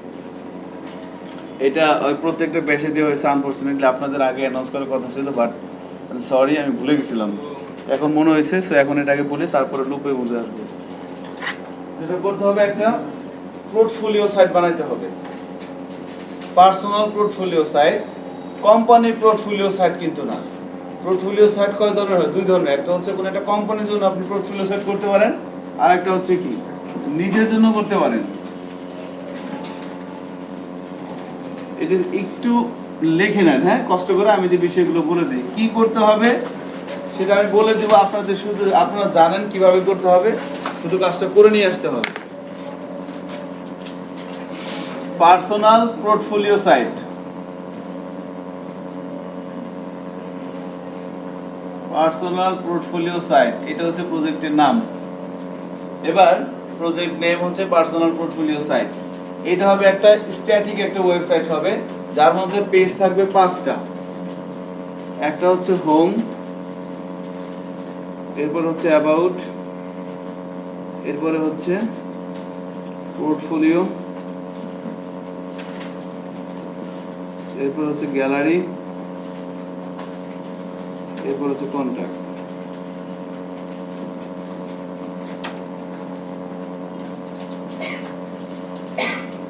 এই 5টা পেজ থাকতে হবে। কিছু কন্ডিশন বলে দেই। কন্ডিশন হচ্ছে নাম্বার 1, এক পেজের ওয়েবসাইট করা যাবে না। এক পেজের যে ক্লিক করলাম নিচে আসলে স্ক্রল হয়ে আসে না, এক পেজের ওয়েবসাইট করা যাবে না। 2 নাম্বার কন্ডিশন হচ্ছে যে তারপরেও অনেকে করে নিয়ে আসবেন সেটা জানি। সো যদি এরকম কারো হয়, এবং অনেকে এটাও করতে পারেন যে খামোখা সময় আছে নাকি, তো গুগলে ঢুকলাম, HTML CSS টেমপ্লেট আসলো, ধূপধাপ কপি পেস্ট, বাস রেডি, ফাইন, করে ফেলাইছি। স্যার দেখেন, এরকম যদি কেউ ধরা পড়ে তার জন্য কি শাস্তি হবে বলেন? আপনারাই বলবেন। 2 বছর সশ্রম কারাদণ্ড, এটা বেশি হয়ে যায়, একটু কম। তো ঘটনা হচ্ছে আপনাদের এটা ব্রেক টাইম হয় না, ব্রেক টাইমে সে আমাদের সবাই খাওয়াবে, যারা এই কাজ করে আসবে। এইটার সাথে কি আপনার একমত? ভোট দেওয়ার একদিন, ওই দিনই, তার মানে ওর মধ্যে কিছু একটা আছে। কয়দিন না, একদিন হলে I don't mind. হ্যাঁ, একটা ফর লুপ চালাই দেবো, রাইট। সো বুঝতে পারছেন কি কথাটা? কপি পেস্ট করা যাবে না, ঠিক আছে? আমরা প্রজেক্টরে আপনাদের সবার আমলনামা দেখব, আপনারা করে নিয়ে আসবেন। সেটা ওই দিন আমরা রোববার দিন ধরেন ফার্স্ট আওয়ার, হ্যাঁ, না কোনো স্পন্সিবল লাগবে না। আপনি সিম্পলি HTML CSS দিয়ে ক্লাসে যতটুকুন করানো হয়েছে ততটুকুনের মধ্যে একটা ওয়েবসাইট করবেন, এর বাইরে কিছুই না। লেআউট থেকে শুরু করে প্রত্যেকটা পার্ট একবারে স্ক্র্যাচ থেকে আপনি নিজে করবেন। আপনারা যেটা করতে পারেন, নেট থেকে টেমপ্লেট ডাউনলোড করে সেটাকে কাস্টমাইজ করলেন, এই কাজটা কিন্তু করবেন না। ওই স্ট্রাকচার কিন্তু কম বেশি আমরা দেখলে কেউ না কেউ বুঝবে, আমি না বুঝলে আপনি বুঝবেন, আপনি না বুঝলে সে বুঝবে, বুঝবে না? সো একটু ধরাই দিবেন, ধরাই দিলেই কিন্তু আপনি খাবার পাবেন, বুঝছেন? সো আমরা ফার্স্ট আওয়ারে প্রথম ধরেন যে 7:30 পর্যন্ত বা 8:45 পর্যন্ত প্রজেক্টটা দেখবো। এরপরে কারণ নাস্তা বানানোর ব্যাপার আছে, তাই না? সো যে কয়জন মনে করেন যে কাজটা করবে তাদের, ঠিক আছে, জোর করে তাদের কাছ থেকে টাকা নেওয়া হবে, শুরুতে তো দিবে না, বুঝতে পারছেন? ফোর্সফুলি আপনারা তাদের কাছ থেকে টাকা নিয়ে তারপর নাস্তা আমরা সবাই খাবো। So Sir, foods are strictly prohibited. কে ওই যে ওখানে লেখা আছে। বাইরে খাবো, রাইট, বাইরে খাবো, সমস্যা কি? আমরা মনে অলরেডি 2জন কাস্টমার পেয়ে গেছি, ঠিক আছে? আচ্ছা, যাই হোক, ব্যাপার না আর কি। সো আমার বিশ্বাস আপনারা কেউ এই কাজটা করেন না আর কি, ঠিক আছে? আমরা তো ফান করলাম, বাট এগুলো হচ্ছে রুলস, এই কাজটা করা যাবে না। স্যার একটা কথা বলেন। পিএইচডি দিয়ে দিলে সবথেকে ভালো হয়, যদি একটা পিএইচডি দিয়ে দেয় সবাই সেটা করে। পিএইচডি না, এটা আপনি আপনার মন মতো করে HTML CSS দিয়ে একটা লেআউট, ওটা করতে গেলে অনেক সময় লাগবে। পিএইচডি HTML করতে গেলে আপনাকে অনেক বেশি সময় দেওয়া লাগবে, দরকার নাই তো। খাতার মধ্যে স্কেচ এঁকে করা পসিবল। যেভাবে আপনারা করেন কোনো সমস্যা নেই। আমার কথা হচ্ছে আপনাকে একটা লেআউট তৈরি করতে হবে, তাই না? এগুলো তো পারেন, খালি একটু সময় দেওয়া লাগবে। আর কি করতে হবে সেটা তো আমি এখন বলে দেবো, কিভাবে করতে হবে সেটা আপনি জানেন। এখন শুধু একটা জিনিসেরই অভাব, সেটা হচ্ছে সময়। আপনার তো সময় নাই, প্রচুর ব্যস্ত। কি করেন সারাদিন সেটা আল্লাহ জানেন, আপনি জানেন। প্রতিটা পেজ কি নিউ ট্যাব ওপেন হবে? না, একই পেজের মধ্যে ওয়েবসাইট দেখেন না, যেমন সিম্পলি ওয়েবসাইট আমরা কি করি, এরকম একটা লেআউট করলেন, আর এত কিছু না পারলে এরকমই করেন, এরকম করলে হবে, এত হামানি কিছু করতে হবে না। বাট যেটা করবেন আপনাকে নিজে করতে হবে। আপনি যদি নিজে না করে ইন্টারনেট থেকে ডাউনলোড করেন বা কারোর টাকা দিয়ে করাই নেন, খাওয়াই করাই নেন, সেটা কিন্তু আপনার সাথে আপনার বেইমানি করা হবে। সো নিজের সাথে নিজে এই বেইমানিটা করেন না। তো এখন এরকম একটা লেআউট করতে পারবেন না, 5টা এখানে হোম এরকমই করেন। করতে পারবো। আমরা দেখব যে আপনি কন্টেন্ট দেখব, শুধুমাত্র লুকটাও দেখব। বাট লুকটা যদি বেশি সুন্দর হয় তো ভালো, বাট বেশি সুন্দরটা আপনাকে নিজেই করতে হবে, কারো কাছ থেকে ধার করতে পারবেন না। এবার এই 5টা পেজে কি কি থাকবে সেই কন্টেন্ট গুলো বলে দিচ্ছি। হোম পেজে কি থাকবে, আর একটা কথা, এখানে কিন্তু জাভাস্ক্রিপ্ট ইউজ করা যাবে না। আপনি জাভাস্ক্রিপ্ট পারেন বাট ইউজ করা যাবে না। তো আপনি চাইলে একটা স্লাইডার রাখতে পারেন। তো স্লাইডার কিভাবে করবেন, CSS3 দিয়ে কি ফ্রেম দিয়ে করবেন, এটা তো করছেন ক্লাসে, সেগুলো কিন্তু করতে পারেন। CSS3 skew, rotate, scale, border radius, এগুলো দিয়ে অনেক সুন্দর সুন্দর ডিজাইন করা যায়, তাই না? হুবারে ছোট ছোট অ্যানিমেশন আপনি নিয়ে আসতে পারেন ট্রানজিশন দিয়ে। সো যাই হোক, আপনারা এটা ডিজাইনটা করেন, বাট টেকনোলজি ইউজ করতে পারবেন HTML এবং CSS, এবং কতটুকু ক্লাসে যতটুকু আমরা প্র্যাকটিস করছি এতটুকুনি। এখন আপনি যদি মিডিয়া কোয়েরি ইউজ করেন তাহলে কিন্তু হবে না, রাইট? মিডিয়া কোয়েরি ক্লাসে প্র্যাকটিস করছি আমরা, সো ওটা অ্যাপ্লাই করার দরকার নেই। আপনি পারেন খুব ভালো, ওটা আপনি অন্য কোনো জবে অ্যাপ্লাই করেন, ভেরি গুড, বাট এখানে না। দরকার আছে কি? দরকার নাই। So home, about, portfolio, gallery, contact, এই 5টা পেজ থাকবে। হোম পেজে কি থাকবে? হোম পেজে থাকবে হচ্ছে আপনার লাইফের ভিশন। আপনার লাইফের ভিশনটা থাকবে এই হোম পেজের মধ্যে, এবং আপনার ভিশন সম্পর্কে লিখবেন। এখন কথা হচ্ছে ভিশন কি, এটা তো আমি জানি না। গুগলে সার্চ দেন হোয়াট ইজ ভিশন। না, মাই ভিশন দিবেন না, হোয়াট ইজ ভিশন। ওকে, ঠিক আছে। আর একটা কথা সেটা হচ্ছে যে আপনার এখানে যদি কোনো ডামি কন্টেন্ট কিন্তু অ্যালাউ হবে না, অ্যাকসেপ্ট হবে না, ঠিক আছে? ডামি কন্টেন্ট, লরেন ইসলাম, টাচডাউন ফাউন্ড, ওগুলো কিন্তু অ্যাপ্লাই হবে না। ঘটনা আছে আপনার লাইফের ভিশন কি। আমি জানি অনেকে কখনো চিন্তাও করেন নাই যে এগুলো আসলে কি বলতেছে, ওনার মাথা খারাপ হয়ে গেছে কিনা সারাদিন কথা বলতে বলতে, এরকম চিন্তা ভাবনা করতে পারেন। বাট থিঙ্ক, এই বিষয় হচ্ছে আপনাকে আপনার ভিশন লিখতে হবে লাইফে। না জানলে জেনে লিখবেন, কি জানবেন। ঘটনা হচ্ছে যে ভিশন কি এটা তো বুঝেন, যদি না বুঝেন সমস্যা নাই। কি করবেন, গুগলে সার্চ দিবেন হোয়াট ইজ ভিশন, ভিশনটা আসলে কি, ভিশনটা কিভাবে সেট করতে হয়।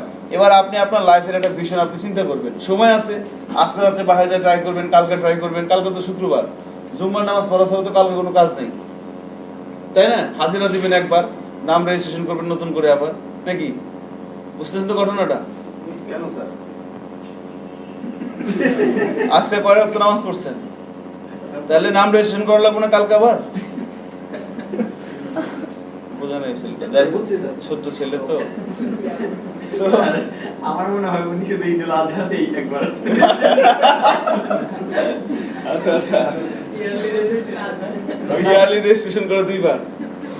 So okay, I am sorry, kidding করছি জাস্ট। এখন বিষয়টা হচ্ছে যে ভিশনটা কি সেটা জানতে হবে, যে আপনি আসলে কি করতে যাচ্ছেন, এবং এরপরে সেকেন্ড যে ভিশনটা কিভাবে লিখবেন। আপনি আগে গুগল থেকে পড়ে বুঝলেন ভিশন কি, আর যদি জানেন তো ফাইন, লিখবেন ভিশনটা যে আপনি আসলে কোন দিকে যেতে চাইতেছেন। এরপরে হচ্ছে ভিশনটা কিভাবে লিখবেন, আপনাকে মিনিমাম 2টা প্যারা লিখতে হবে। এইগুলো একটু লিখে নিতে পারেন। ভিশন লেখার জন্য আপনি 2টা প্যারাগ্রাফ ইউজ করবেন, এবং পার প্যারাগ্রাফে 3 লাইনে বেশি থাকবে না, 3টা লাইনে বেশি থাকবে না। পার প্যারাগ্রাফে 3 লাইন, এর বেশি কিন্তু লাইন আসলে কিন্তু সেটা শ্রুতিমধুর হবে না, বা আপনার মার্কস কাটা যাবে। সবচেয়ে বড় কথা হচ্ছে এটা, এটার মধ্যে কিন্তু মার্কস একটু আছে হালকা পাতলা। সো তাহলে 2টা প্যারাগ্রাফ হবে, এবং মানে ভিশন লিখতে যাচ্ছেন। সো ভিশন আমি যদি বলি এটা একটা টপিক, এই টপিক সম্পর্কে একটা আর্টিকেল লিখবেন। সেই আর্টিকেলটা কিরকম হবে, আর্টিকেলের মধ্যে প্যারা হবে 2টা। প্রথম প্যারায় থাকবে হচ্ছে সর্বোচ্চ 3 লাইন, দ্বিতীয় প্যারার মধ্যে থাকবে সর্বোচ্চ 3 লাইন, এবং 2 প্যারার মাঝখানে কি থাকবে, একটা ফটো থাকবে। আর কিসের ফটো, আপনি আপনার লাইফে যেদিকে যাইতেছেন, ভিশন, তাই না? দূরদৃষ্টি এর বাংলা, আপনি যেদিকে চিন্তা করতেছেন যে আপনি ওইদিকে যাবেন, ওই রিলেটেড একটা ছবি। আপনি চিন্তা করতেছেন আপনি ভালো একটা পিএসসি প্রোগ্রামার হবেন, তাহলে ভালো পিএসসি প্রোগ্রামার হলে আপনি ওই রিলেটেড কোনো একটা ইমেজ গুগল থেকে সার্চ করে বের করে নে এই দুইটার মাঝখানে দিতে হবে, এবং বাকিটা আপনার কমন সেন্স এবং ক্রিয়েটিভিটি। এই দুইটা জিনিস কিন্তু অ্যাপ্লাই করতেই হবে। কি কি? একটা হচ্ছে কমন সেন্স, একটা হচ্ছে আপনার ক্রিয়েটিভিটি। সো এরপরে হচ্ছে এটা গেল, দুইটা প্যারা আপনি লিখলেন। এরপর সেকেন্ড জবটা কি হোম পেজের মধ্যে? সেকেন্ড জবটা হচ্ছে যে আপনি আপনার লাইফের 10টা ড্রিম লিখবেন। হ্যাঁ, সেকেন্ড মানে একটা প্যারাগ্রাফ তো গেল, আপনি একটা টপিকস গেল আপনার ভিশন, আর সেকেন্ড টপিকস হচ্ছে আপনি আপনার 10টা ভিশন লিখবেন ইউএলএলআই টাকে ইউজ করে, ইউএলএলআই দিয়ে, বুঝতে পারছেন কি? 10টা ড্রিম লিখবেন। এখন ড্রিম কি এটা তো বোঝা যাচ্ছে, তাই না? এটার কিন্তু দরকার আছে, এটাই কিন্তু সব, আমার কথা না, আমাদের সিনিয়র হ্যাঁ বানাবেন, চিন্তা করবেন।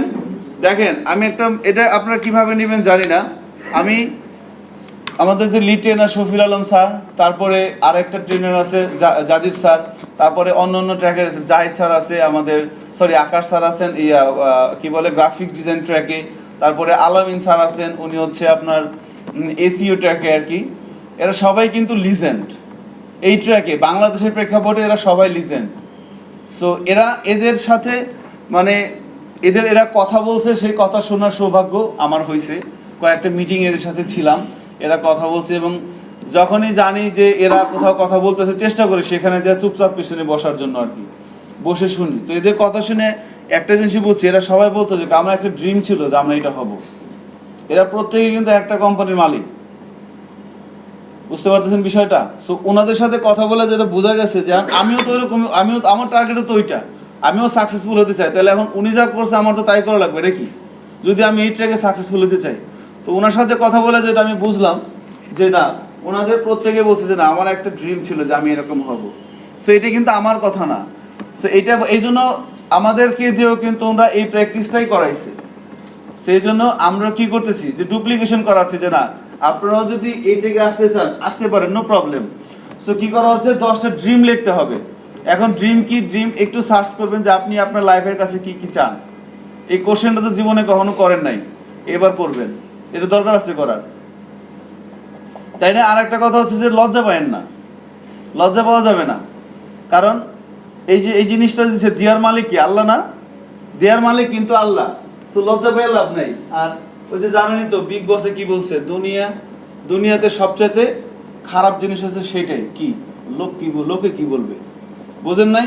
আপনারা একজন ভালো লাগে, তো ভালো লাগে, এখন কি করবেন? তারা নিয়ে আপনি বিয়ে শাদী করবেন, ফাইন, মানুষে কি বলবে? সবচেয়ে খারাপ জিনিস হচ্ছে ভালো লাগছে বাস চলে যান, ভেরি সিম্পল। মানুষে কি বলবে সেটা নিয়ে চিন্তা করে তো লাভ নাই। একটা এক্সাম্পল দিলাম। সো ড্রিম যখন চিন্তা করবেন তখন কিন্তু আপনি মানে ওই মানুষে কি বলবে, হায় দূর মাথা খারাপ, অসম্ভব, এটা হবেই না, মানে এরকম চিন্তা ভাবনা করার দরকার নেই। আপনি ফ্রি অ্যান্ড ফেয়ার একটা জিনিস চিন্তা করবেন, আপনি যা চিন্তা করতে পারবেন সেটাই করা সম্ভব। কারণ কি? কারণ যা কিছু এক্সিকিউট হচ্ছে দুনিয়ায়, এগুলা দিচ্ছে কি? আমাদের সৃষ্টিকর্তা না? সো ওনার কাছে তো মনে হয় অভাব আছে, তাই না? কোনো কিছু, ওনার তো লিমিটেড পাওয়ার, তাই না? লিমিটেড সম্পদ নাকি? ওনার সাথে উনি তো আপনাকে বেশি দিবে না, তাই না? হ্যাঁ, হিউজ অভাব নাই কোনো কিছু। সো এই জন্য কি আপনাকে চাইতে হবে নাম্বার 1, এই জন্য 10টা ড্রিম একটু চিন্তা করে বাইর করবেন কি করবেন। আপনার রশিদে লাগবে না শাবনুরে লাগবে, কারে লাগবে, একটু চিন্তা ভাবনা করে বের করবেন হোম পেজের মধ্যে। ওকে, সো যে কোনো কিছু হইতে পারে, বাট বি ফ্র্যাঙ্কলি বললাম যে আপনারা কিন্তু এখন সবাই অ্যাডাল্ট। সো প্রফেশনাল ভাবেই কিন্তু এই জিনিসগুলোকে এখানে করবেন, ম্যানেজ করার চেষ্টা করবেন। আর একটা এরপরে হোম পেজের কি কি কন্টেন্ট থাকবে সেটা বলে দিলাম। আপনার লাইফের ভিশন এবং আপনার ড্রিম, এই দুটো জিনিস থাকবে আপনার হোম পেজে, আপনি যত সুন্দরভাবে রিপ্রেজেন্ট করতে পারেন, ইটস আপ টু ইউ। এরপর হচ্ছে অ্যাবাউট পেজে কি থাকবে? অ্যাবাউট পেজে 3টা টপিক সম্পর্কে আর্টিকেল লিখবেন। একটা হচ্ছে আপনার স্কুল লাইফ, একটা হচ্ছে আপনার স্কুল লাইফ, আর একটা হচ্ছে আপনার কলেজ লাইফ, কতগুলো ছিল, কতদিন ছিল সব বলবেন। এরপর একটা হচ্ছে আপনার ইউনিভার্সিটি লাইফ।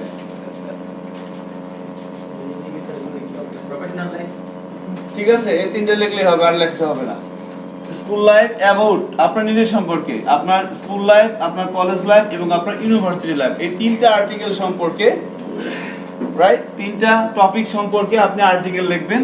প্রত্যেকটা টপিক সম্পর্কে ওই একই সূত্র, সর্বোচ্চ 2টা প্যারাগ্রাফ হবে এবং পার প্যারাগ্রাফে লাইন থাকবে কয় লাইন? 3 লাইন। এবং প্রত্যেকটা টপিকস রিলেটেড একটা ইমেজ থাকতে হবে, ফটো।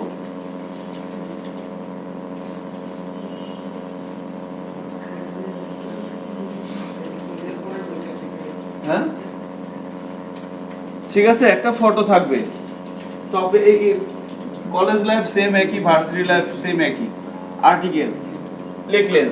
এবং আমি আবারও বলতেছি, কোনো ডামি কন্টেন্ট কিন্তু দিবেন না, যা দিবেন সব রিয়েল কন্টেন্ট, কোনো ফেক কন্টেন্ট দিবেন না। যা আপনি লিখলেন এখানে যে স্কুল লাইফ লিখলেন যে হাজী মোহাম্মদ বশিরউদ্দিন খন্দকার স্কুল, ওই স্কুল আপনি পড়েন না, ওই নাম দিবেন না। আপনি সমস্ত কি রিয়েল ইনফরমেশন দিবেন।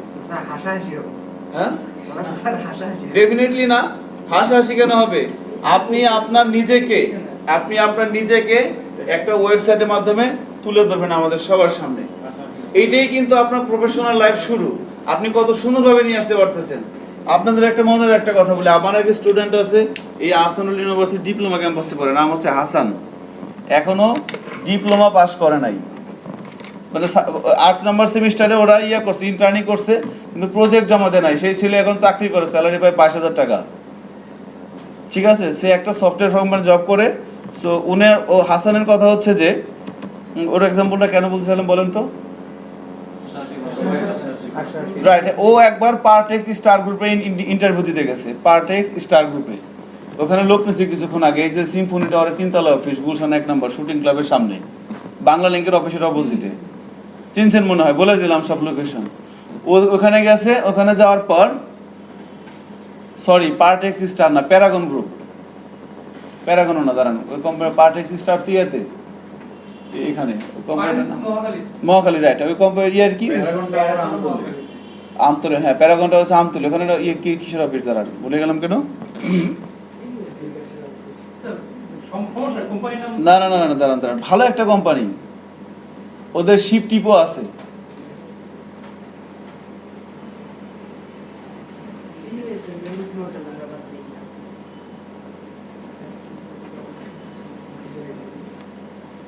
ডিএনএস তো মহাখালী, ডিএনএস ছোট কোম্পানি, ডিএনএস ওদের সফটওয়্যার আছে আর অনেক বিজনেসই আছে। ওই সিম্ফনি টাওয়ারের 3তলা অফিস, আমি নামটা ভুলে গেলাম, সরি। ওখানে আমি গেছিও, ওদের যে আইটি ম্যানেজার মাহবুব ভাই, তার সাথে আমার সম্পর্ক ভালো। সো ওখানে ও একটা জব প্লেসমেন্টের জন্য ওর একটা সিভি পোস্ট করছিল। সো ইন্টারভিউতে যাবে, আমার বললো যে স্যার আপনার তো ওই আইটি ম্যানেজার প্রসেসটা বলে দেন। আমি বললাম যে না, আমি এই কাজ করি না, যা কিছু করতে হবে আপনার নিজে কোথায় করতে হবে। সো ওখানে ইন্টারভিউ দিতে গেছে, যাওয়ার পরে ওকে যেটা বলছে, ও মানে সব কিছু পারছে। তো ওকে বলছে যে আপনার যে জিনিসগুলা, কাজগুলা, বা আপনার যে রিজিউমিটা আপনার ওই ওয়েবসাইটে ইউআরএল দিয়ে দেন, মানে ইউআরএলটা চাইছে আর কি তার কাছে। মানে এখন প্রত্যেকটা বড় বড় কোম্পানিতে, রাইট, প্যাসিফিক গ্রুপ, তাই না? সিম্ফনি টাওয়ারের 3তলায় অফিস ওদের। হ্যাঁ হ্যাঁ, Pacific group, absolutely right. So হ্যাঁ হ্যাঁ, এই প্যারাগন আসছিল বারবার, পার্টেক্স আসতেছিল। সো ওদের, হ্যাঁ ওদের হচ্ছে ওইখানে আপনার পরে ওকে লাস্টে যেটা বললো যে আপনার সিভিটা যে ইউআরএলটা দিয়ে দেন। মানে এখন বড় বড় কর্পোরেট হাউসগুলা তারা সিভি নেয় না, তারা বলে যে আপনার একটা পোর্টফোলিও থাকবে এবং সেটা অনলাইনে থাকতে হবে, এবং ওই ইউআরএলটা দিয়ে দেন, ওখান থেকে আমরা সব জেনে নিব। সো বুঝতে পারতেছেন এই কাজটা কেন আপনাদের করতে বলা হচ্ছে? যে এখন তো এটা তো স্ট্যাটিক সাইট হবে, রাইট? এরপরে আপনারা পিএইচপি শিখবেন, আপনারা ডিজাইন ডেভেলপমেন্ট পারবেন। তো তখন কিন্তু এটাকে আস্তে আস্তে পিএইচপি তে কনভার্ট করবেন, ডেটাবেস ক্রিয়েট করবেন। এই কন্টেন্টগুলো এখন তো আসবে কোথা থেকে? HTML এর কোড থেকে। বাট যখন এক্সপার্ট হয়ে যাবেন তখন কি করবেন? তখন এই কন্টেন্টগুলো আর পিএইচপি HTML এর ট্যাগের মধ্য থেকে না আসে, কোথা থেকে আসবে? ডেটাবেস থেকে। সো এইভাবে আস্তে আস্তে এবার ফ্রেমওয়ার্ক শিখবেন, ফ্রেমওয়ার্ক দিয়ে করবেন, আপনার এই সাইটটা কিন্তু লাইভে থাকবে। এবং এটাও বলে দিই যে প্রত্যেকের নামে একটা ডোমেন নিয়ে নেবেন পারলে। আপনার নাম হচ্ছে তন্ময়, রাইট? সো প্রত্যেকের নামে একটা ডোমেন থাকা উচিত। ডোমেন চালাতে কত টাকা লাগে? বছরে 1000 টাকা, মাসে 1000 টাকা তো চাই খান, মাসে তো না, 15 দিনে খান না। আর যদি একদিন তারা নিয়ে যান অমুক জায়গাতে, 2000 টাকা শেষ। সো বুঝতে পারতেছেন ঘটনাটা কোন দিকে যাইতেছে? আর আপনি 1 বছর 1000 টাকা হলে আপনার নামে একটা ডোমেন চালাতে, সুবিধাটা কি? সুবিধাটা অনেক আছে। সো জানবে এটা কিন্তু এখন মানে সাকসেসফুল যারা তারা কিন্তু সবাই করতেছে। সো এজন্য আর কি এগুলো প্র্যাকটিস করা। এখন অ্যাবাউট পেজে কি রাখবেন, স্কুল, কলেজ, ইউনিভার্সিটি, এই কাজটা কেন করবেন, করলে আপনার লাভ কি সেটাই কিন্তু এতক্ষণ আমি বললাম। যে যখন আপনি কোথাও ইন্টারভিউ দিতে যাবেন তারা আপনার সিভি দেখবো না, বলবো যে আপনার পোর্টফোলিও সাইটের অ্যাড্রেসটা দিয়ে যান, যদি ভালো কোনো কোম্পানিতে জব চান। আর যদি রহিম, করিম, আক্কার, জব পার এগুলো যান তাহলে তো সমস্যা নেই। সো আর পোর্টফোলিওতে কি রাখবেন, পোর্টফোলিও পেজে হচ্ছে আপনার কমপ্লিট রিজিউমিটা রাখবেন সুন্দর করে, HTML CSS দিয়ে টেবিল দিয়ে যেভাবে পারেন সুন্দর করে তুলবেন আর কি সেখানে। এবং কি কি রাখতে পারেন, আপনার ক্যারিয়ার অবজেক্টিভ, পোর্টফোলিও পেজের কথা বলতেছি, আপনার ক্যারিয়ার অবজেক্টিভ, এরপরে হচ্ছে কি আপনার এডুকেশনাল ইনফরমেশন, আপনার স্কিল, এরপরে হতে পারে আপনার ট্রেনিং ইনফরমেশন। সো এই বিষয়গুলো কিন্তু আপনি আপনার পোর্টফোলিও পেজের মধ্যে রাখতে পারেন। তারপরে আপনার হবি টবি এগুলো আগ্রহ বাগ্রহ অনেক কিছু রাখতে বলেন। পোর্টফোলিওটা আপনি প্রথমে রাখতে পারেন ক্যারিয়ার অবজেক্টিভ, এরপরে রাখতে পারেন এডুকেশনাল ইনফরমেশন, এরপরে রাখতে পারেন আপনার স্কিল কি কি পারেন, ঠিক আছে। আপনি ভালো ক্রিকেট খেলতে পারেন, ফুটবল খেলতে পারেন, এগুলো লিখলে কিন্তু হবে না। স্কিলের মধ্যে কি লিখতে হবে, কম্পিউটার এফিসিয়েন্সি, তারপরে কি কি ল্যাঙ্গুয়েজ পারেন, ফটোশপ পারেন, ওয়ার্ড পারেন, এগুলো লিখতে হবে। এরপরে হচ্ছে কি আপনার ট্রেনিং ইনফরমেশন, আপনি কোথায় কোথায় ট্রেনিং করছেন, এর আগে যদি করে থাকেন সেগুলো লিখবেন, না লিখলে BITM নামে শুধু লিখবেন যে CIP প্রজেক্টে এই কোর্সটা আমরা করতেছি। সো পোর্টফোলিওটা আমরা কিন্তু এভাবে লিখতে পারতেছি, তাই না। পোর্টফোলিওটার পরে এবার হচ্ছে গ্যালারিতে কি করবেন বুঝতেই পারতেছেন। আপনাদের অ্যাসাইনমেন্ট ছিল না, গ্যালারি অ্যাসাইনমেন্ট করতে দিয়েছিলাম না, গ্যালারি পেজ এরকম ওই জিনিসটা ওখানে বসায় দিবেন। কিন্তু শর্তটা হচ্ছে যে ওইখানে যেন কোনো গরু, ছাগল, ভেড়া, শাহরুখ খান, কারিনা কাপুর এদের ছবি না থাকে, বুঝতে পারতেছেন। ওইখানে থাকবে হচ্ছে আপনি আর সর্বোচ্চ আপনার ফ্যামিলি মেম্বার, এর বাইরে আপনি আপনার বয়ফ্রেন্ড অথবা গার্লফ্রেন্ডের ছবি রাখতে পারেন যদি আপনার সাহস থাকে, ঠিক আছে। বুঝতে পারছেন আমার কথা, আপনি দিলে সমস্যা কি, বুঝতে পারছি, যাই না যাবে সবাই, তাই না। সো কি করতে বুঝতে পারছেন, এখানে আপনি গ্যালারির মধ্যে যে ইমেজগুলো থাকবে সেই ইমেজগুলো হওয়া লাগবে আপনার অথবা আপনার ফ্যামিলি বলতে আপনার প্যারেন্টস, আপনার ব্রাদার, আপনার সিস্টার। এছাড়া আপনি সর্বোচ্চ থার্ড পারসন হতে পারে কি আপনার গার্লফ্রেন্ড অথবা বয়ফ্রেন্ড, সেটা আপনি অ্যালাউ। বাট এর বাইরে কিন্তু শাহরুখ খান, কাজল, কারিনা কাপুর, মাধুরী দীক্ষিতা, আরো জানি কিরা কিরা আছে, গরু, ছাগল, ভেড়া, এদের কোনো গাছগাছালি এগুলো ছবি কিন্তু হবে না, নদ নদী, বুঝতে পারতেছেন, এগুলোর ছবি দেওয়া যাবে না। শুধু আপনার নিজের ছবি দিতে হবে। আপনার নিজের সুন্দর সুন্দর ছবি না থাকলে তুলবেন, সাজুগুজু করে তুলবেন, তুলে দিলে তারপরে দিবেন। এরপর হচ্ছে কন্টাক্টে কি রাখবেন, কন্টাক্টে হচ্ছে আপনার সাথে কন্টাক্ট করে ইনফরমেশন, ভ্যালিড ইনফরমেশন দিবেন। সো আপনারা যে প্রজেক্টগুলো দিবেন, এই প্রজেক্টটা এগুলো কিন্তু আমরা দেখব, আমরা দেখে কিন্তু যদি সেখান থেকে যাদের ভালো লাগবে আমরা কিন্তু ওইভাবে সিলেক্ট করবো আস্তে আস্তে, বুঝতে পারতেছেন কোন দিকে যাচ্ছে বিষয়টা। সো একটু সিরিয়াসলি নিতে হবে, কাজটা করতে হবে, আর কপি করা যাবে না, ঠিক আছে। আপনি নিজে যা পারেন তাই করেন, ভুল হয় হোক সমস্যা নাই। ইংলিশ সেন্টেন্স লিখতে পারতেছেন না, ইংলিশ সেন্টেন্স 100% কারেক্ট হওয়া লাগবে না, ঠিক আছে। আপনার কি মনে হয় যে ওই কোনো একটা অস্ট্রেলিয়ান বা আমেরিকান ব্যক্তি সে ভালো বাংলা বলতে পারবে শুদ্ধভাবে? তাহলে আমরাও ইংলিশ ভালোভাবে বলতে পারবো না, এটাই স্বাভাবিক, অস্বাভাবিক হওয়ার কিছু নাই। সো ইংলিশ করে লিখবেন সুন্দর করে। আপনি বাংলাও চাইলে কন্টেন্ট রাখতে পারেন, বাট ইংলিশ রাখাটাই ভালো হবে, কারণ সবাই দেখবে, তাই না। আজকে এখান থেকে কাজটা শুরু করে দেন। এই পোর্টফোলিও সাইটটাই কিন্তু আপনার ভালো জব এনে দিবে। আপনি আপওয়ার্কে যদি করে অ্যাকাউন্ট করেন, ফ্রিল্যান্সিং করতে চান, সেক্ষেত্রে কি লাগবে না? সো কাজে কিন্তু লাগবে এটা। এখন বলতেছি যে এই প্রজেক্টটা আপনি জমা দিবেন রবিবার দিন, জমা দিলে আপনার এটা একটা ভ্যালু অ্যাড করবে কোথায়, এই BITM এর CIP প্রজেক্টে। যে যারা যারা দিবেন বা সবাই নিশ্চয়ই দিবেন, সেখান থেকে একটা সর্টিং হবে, এটা ভালো হয়েছে, এটা এরকম হয়েছে। সো ওখান থেকে আপনি একটা বেনিফিট পাবেন, বাট তার চেয়ে বড় বেনিফিট কি, আপনার নিজের লাভ হচ্ছে, আপনার একটা ক্যারিয়ার সেট হচ্ছে। এখান থেকেই শুরু করেন, ঠিক আছে? সো এখন থেকে শুরু করে 10 মিনিটের একটা ব্রেক, তারপরে আমরা লুপ নিয়ে আলোচনা করবো। হ্যাঁ,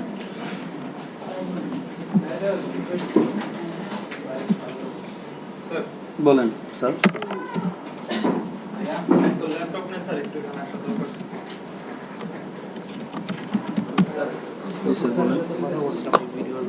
কি আপনাকে কিছু বলছে? না না স্যার, তেমন স্যার বলছে যে কথা নাকি বলবে আপনাদের ও সাথে। আচ্ছা আচ্ছা, আমাকে একটা কথা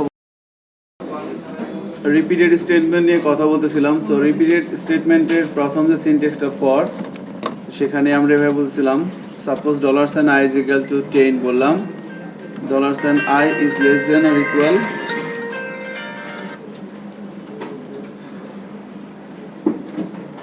হ্যালো ওয়ালাইকুম আসসালাম, মামুন বলেন। সো কি করতে হবে, i is equal to 10 বললাম, i is less than or equal to বললাম 20, এবার বললাম $i প্লাস প্লাস, এখানে যদি বলি ইকো $i, তাহলে কি হচ্ছে দেখেন, i শুরু হবে 10 থেকে, বলা হচ্ছে 10 বিশেষে ছোট অথবা সমান বলে দিই, এবার বললাম i প্লাস প্লাস 1 করে বাড়বে, এবার বললাম ইকো i। সো এই প্রোগ্রামটা যদি আমরা রান করাই ব্রাউজারের থ্রুতে, খেয়াল করেন, তাহলে কি আসবে, 10 থেকে 20 পর্যন্ত কিন্তু চলে আসছে এভাবে। সো আমরা একটা স্পেস দিতে পারি, এভাবে যদি আমরা একটা স্পেস দিয়ে দেই, তাহলে কি হবে, প্রত্যেকটা সংখ্যার পরে কিন্তু একটা স্পেস চলে আসছে, 10, 11, 12 এবার 20 পর্যন্ত। সো এখানে একটু খেয়াল করেন, যদি আমি এই 10-এর এখানে যদি বলে দিই 100, তাহলে কি হবে, এবার কি ভিতরে ঢুকবে? এবার কিন্তু সে ভিতরে ঢুকবে, কারণ কন্ডিশন যদি ফলস হয় তাহলে কিন্তু সে আর ভিতরে যাবেই না। দেখেন এবার কিন্তু সে কিছু আউটপুট দেখাচ্ছে না, তার মানে কন্ডিশনটা ট্রু হওয়া লাগবে।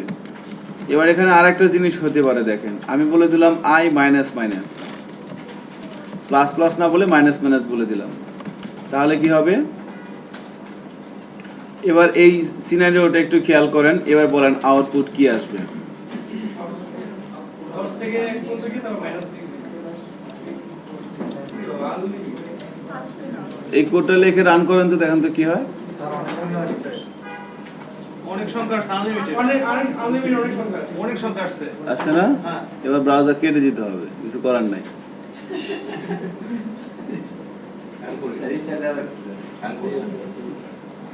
করেন একবার, হ্যাং করেন সবাই, এটা ইনফিনাইট লুপে পড়ে যাবে। এটা কখনো কন্ডিশন কখনো ফলস হবে, 10 এরপরে 9 এরপরে 8 7 6 এভাবে যা হবে সবই তো বিশেষে ছোট, কন্ডিশন তো কখনো ব্রেক হবে না, সো এটা ইনফিনাইট লুপে পড়ে যাবে, আপনার ব্রাউজারটা হ্যাং হবে আর কি।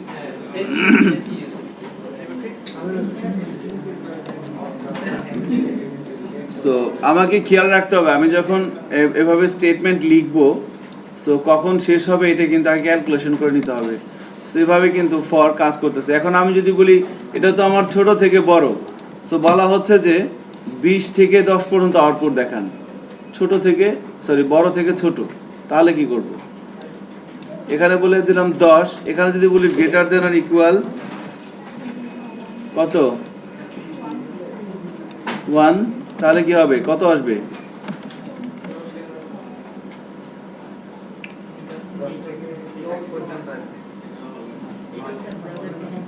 এটাও ব্রাউজারকে হ্যাং করে দেবে। এটা দেখে বলেন ভালো করে, কি করতে হবে বলেন তো, i মাইনাস মাইনাস করতে হবে কিন্তু, ঠিক আছে। তার মানে প্রথমে 10, তারপরে কত 9, তারপরে 8 7 6 5 4 3 2 1, একের পরে যখন এখানে 0 আসবে, তো 0 কি 1 এর চেয়ে বড় না সমান, কোনোটাই না, কন্ডিশন ফলস, সো সে আর ভিতরে আসবেই না। তো আমরা চেক করি কত আসছে, 10 থেকে 1 পর্যন্ত আসছে। সেভাবে আমরা চাইলে কিন্তু বড় থেকে ছোট অথবা ছোট থেকে বড় প্রিন্ট করাতে পারতেছি।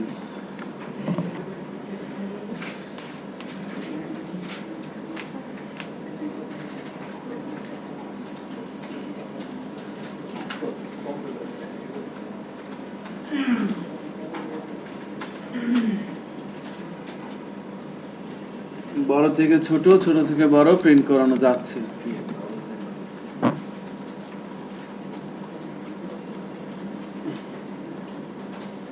তাহলে এভাবে কিন্তু ফর লুপের সিনট্যাক্সটা কাজ করতেছে।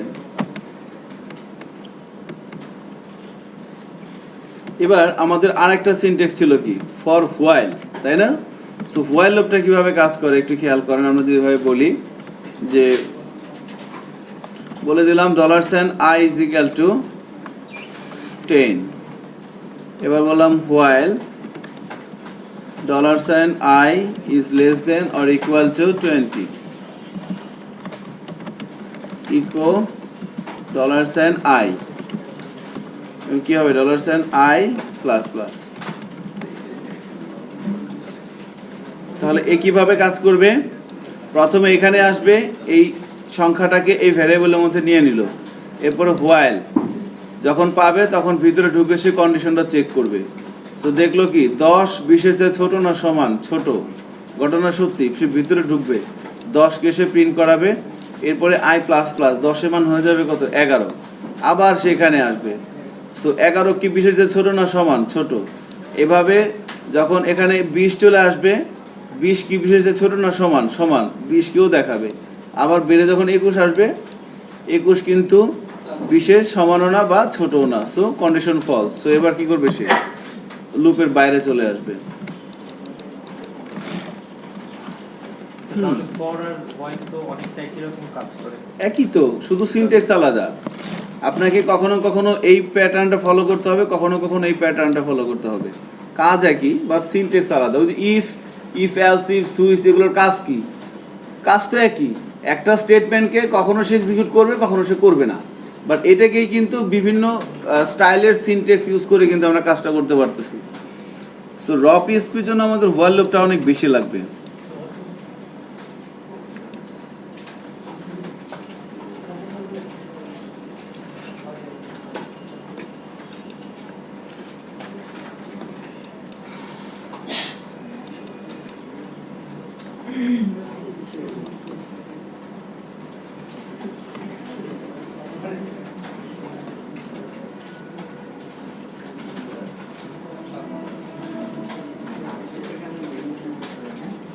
আমাদের হোয়াইল লুপটা অনেক বেশি লাগবে র প্রসেসের জন্য। এবার যদি বলি বড় থেকে ছোট, এখানে বলে দিলাম 20, এখানে বলে দিলাম 10, এখানে কি করতে হবে, সাইনটা এরকম করে দিতে হবে, আর এখানে কি হবে, মাইনাস মাইনাস। তাহলে প্রথমে 20 আসবে, তারপরে 19, তারপরে 18, এভাবে একসময় কমতে কমতে কিন্তু কি হয়ে যাবে, 10-এর ছোট হয়ে যাবে। তো ছোট হলে কন্ডিশনটা ব্রেক হবে এবং আউটপুটে কি আসবে, 10 থেকে 20, 20 থেকে 10 কিন্তু এভাবে চলে আসছে। আমরা একটু স্পেস দিতে পারি এভাবে, এবার কিন্তু আরো ভালো বোঝা যাচ্ছে। এখানে আমি যা মন চায় তাই করে দিই, এখানে আমি এটা না বলে আমি যদি বলে দিই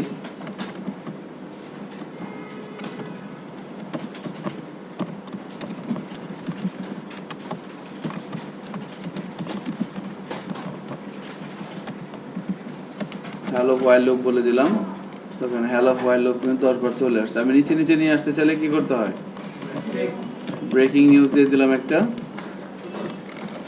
এবার কিন্তু নিচে নিচে চলে আসছে। সো বিভিন্ন প্যাটার্নে কিন্তু আমি নিয়ে আসতে পারতেছি থ্রো HTML এর ট্যাগ।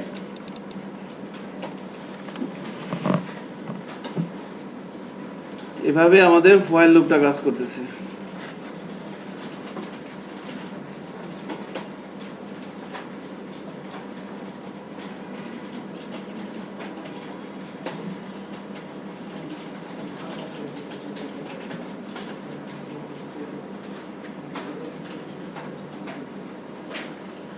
আচ্ছা, হ্যালো লেখার ক্ষেত্রে তখন কি যে $i মাইনাস করে দেওয়ার দরকার আছে?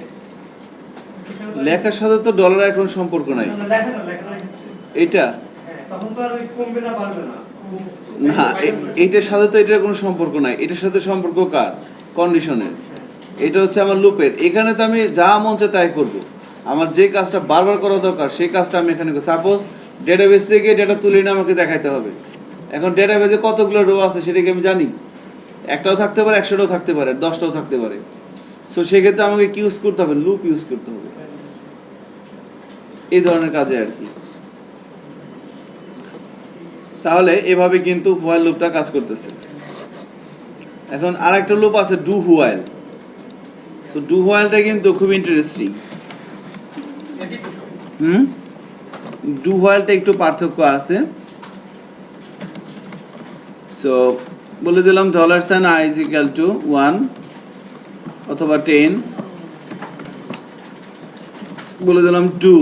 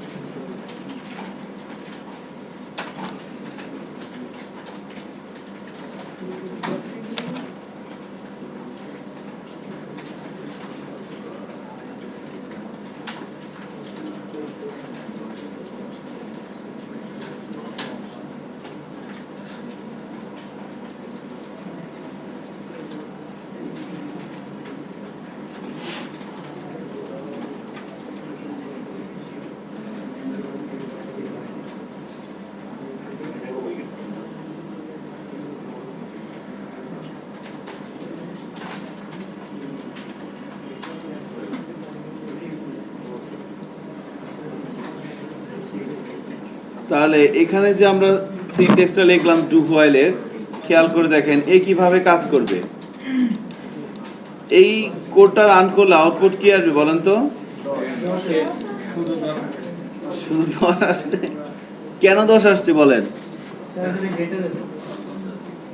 কারণ কি দেখেন, এখানে কিন্তু বলা হচ্ছে কি i এর মধ্যে 10 নেওয়া হয়েছে, এরপর বলছে ডু কাজটা করো, কি করবে? ইকো করবে i কে। এরপর কি হয়েছে, i এর মান এক বাড়ানো হয়েছে হোয়াইল কন্ডিশন চেক করছে। এখানে i এর মান কত বলেন তো? 11। 10 কেন? 11 তো বাড়ছে। লাইন বাই লাইন তো সে কাজ করবে। আপনি শুধু এই কথাটাই মাথায় সেট করে রাখবেন যে সে লাইন বাই লাইন কাজ করে এবং বাম থেকে ডান দিকে কাজ করে। তার গতিবিধিটা বোঝার চেষ্টা করেন, তাহলে বাকিটুক তো সিম্পল কমন সেন্স। কি করতেছে সে? এখানে এটা নিচ্ছে, এখানে ডু বলছে করো, কি করবে? ইকো করবে, করলো, এরপর বাড়াইলো। এরপর এখানে এসে সে চেক করতেছে যে i এর মান 11 কি 100 চেয়ে ছোট, বড় না সমান? কোনোটাই না, ছোট, তাই না? সো ঘটনা কি ঘটবে? তাহলে এবার বলেন তো যে উপরের গুলোর সাথে এটার পার্থক্যটা কি?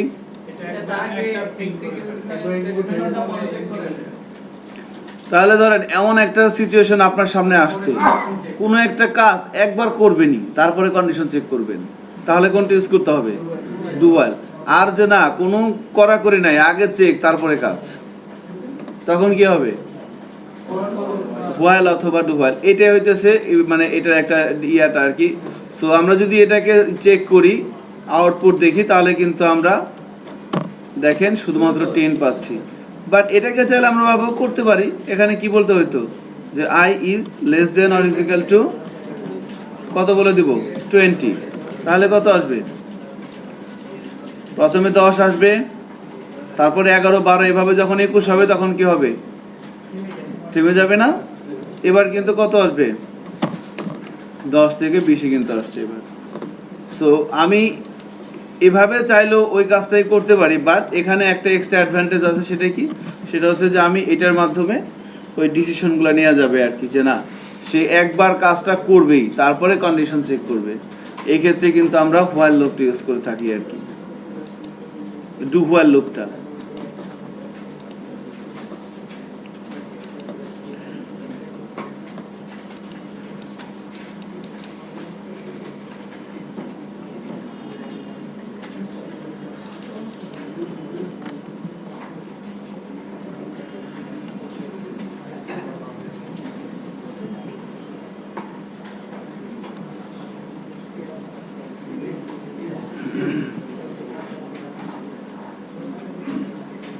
ওকে, সো আমাদের আরেকটা লুপ আছে না, for each. So for each লুপটা মেইনলি কাজ করে হচ্ছে অ্যারের সাথে। সো ফর ইচ লুপটা দেখানোর আগে আমরা একটু অ্যারে প্র্যাকটিস করব আর কি। সো তারপরে আমরা ফর ইচ লুপটা যাব। সো ফর ইচ রাইট, ফরেস্টে কি শুধুমাত্র অ্যারের জন্যই তৈরি করা? হ্যাঁ ফর ইচ লুপটা হচ্ছে অ্যারে নিয়ে কাজ করে, তাই না? সো অ্যারে আমরা নেক্সট ক্লাস থেকে দেখব ফুল ফেজে। সো আজকে জাস্ট সিম্পলি একটু শুধু যদি এভাবে বলি যে অ্যারে জিনিসটা কি, তাই না? আমাদের জানা আছে কম বেশি সবাই, বলেন তো একটু শুনি।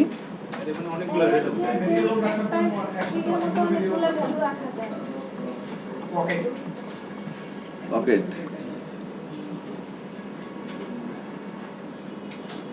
তারপর এর হচ্ছে একই ধরনের অনেকগুলো মানে একই ডেটা টাইপের অনেকগুলো এলিমেন্ট আছে। আচ্ছা, কথা ঠিক আছে, বাট পিএসপির জন্য ঠিক নাই আর কি। কথা ঠিক আছে কিন্তু, হ্যাঁ বলেন, আপনি বলেন, বসে বলেন, দাঁড়াইতে হবে না। আপনি বলেন তো আরে কি ব্যাগ, তো কাজ কি? একই ধরনের ডাটা টাইপের অনেকগুলো ডাটা ভিতরে আছে। ভিন্ন ভিন্ন ডাটাবেস রাখা যাবে না? যাবে না? তন্ময় কি বলেন?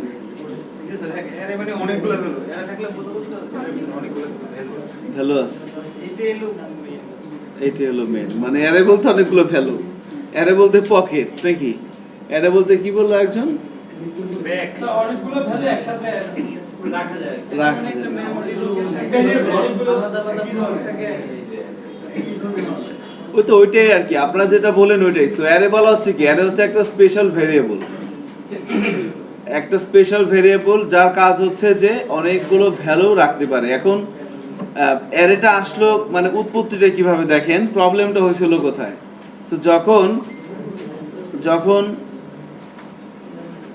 ভেরিয়েবল নিয়ে কাজ হচ্ছিল, অ্যারের কনসেপ্টটা ছিল না। অ্যারের কনসেপ্টটা কিভাবে আসলো দেখেন।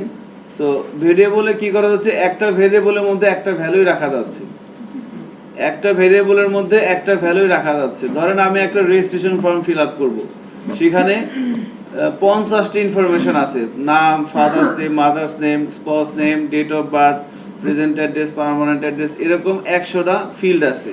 সো 100টা ফিল্ডের মধ্যে ইউজার ডাটা দিচ্ছে, সে সাবমিট করতেছে, ইনফরমেশনগুলো সার্ভারে সেভ হবে, ডাটাবেজে সেভ হবে।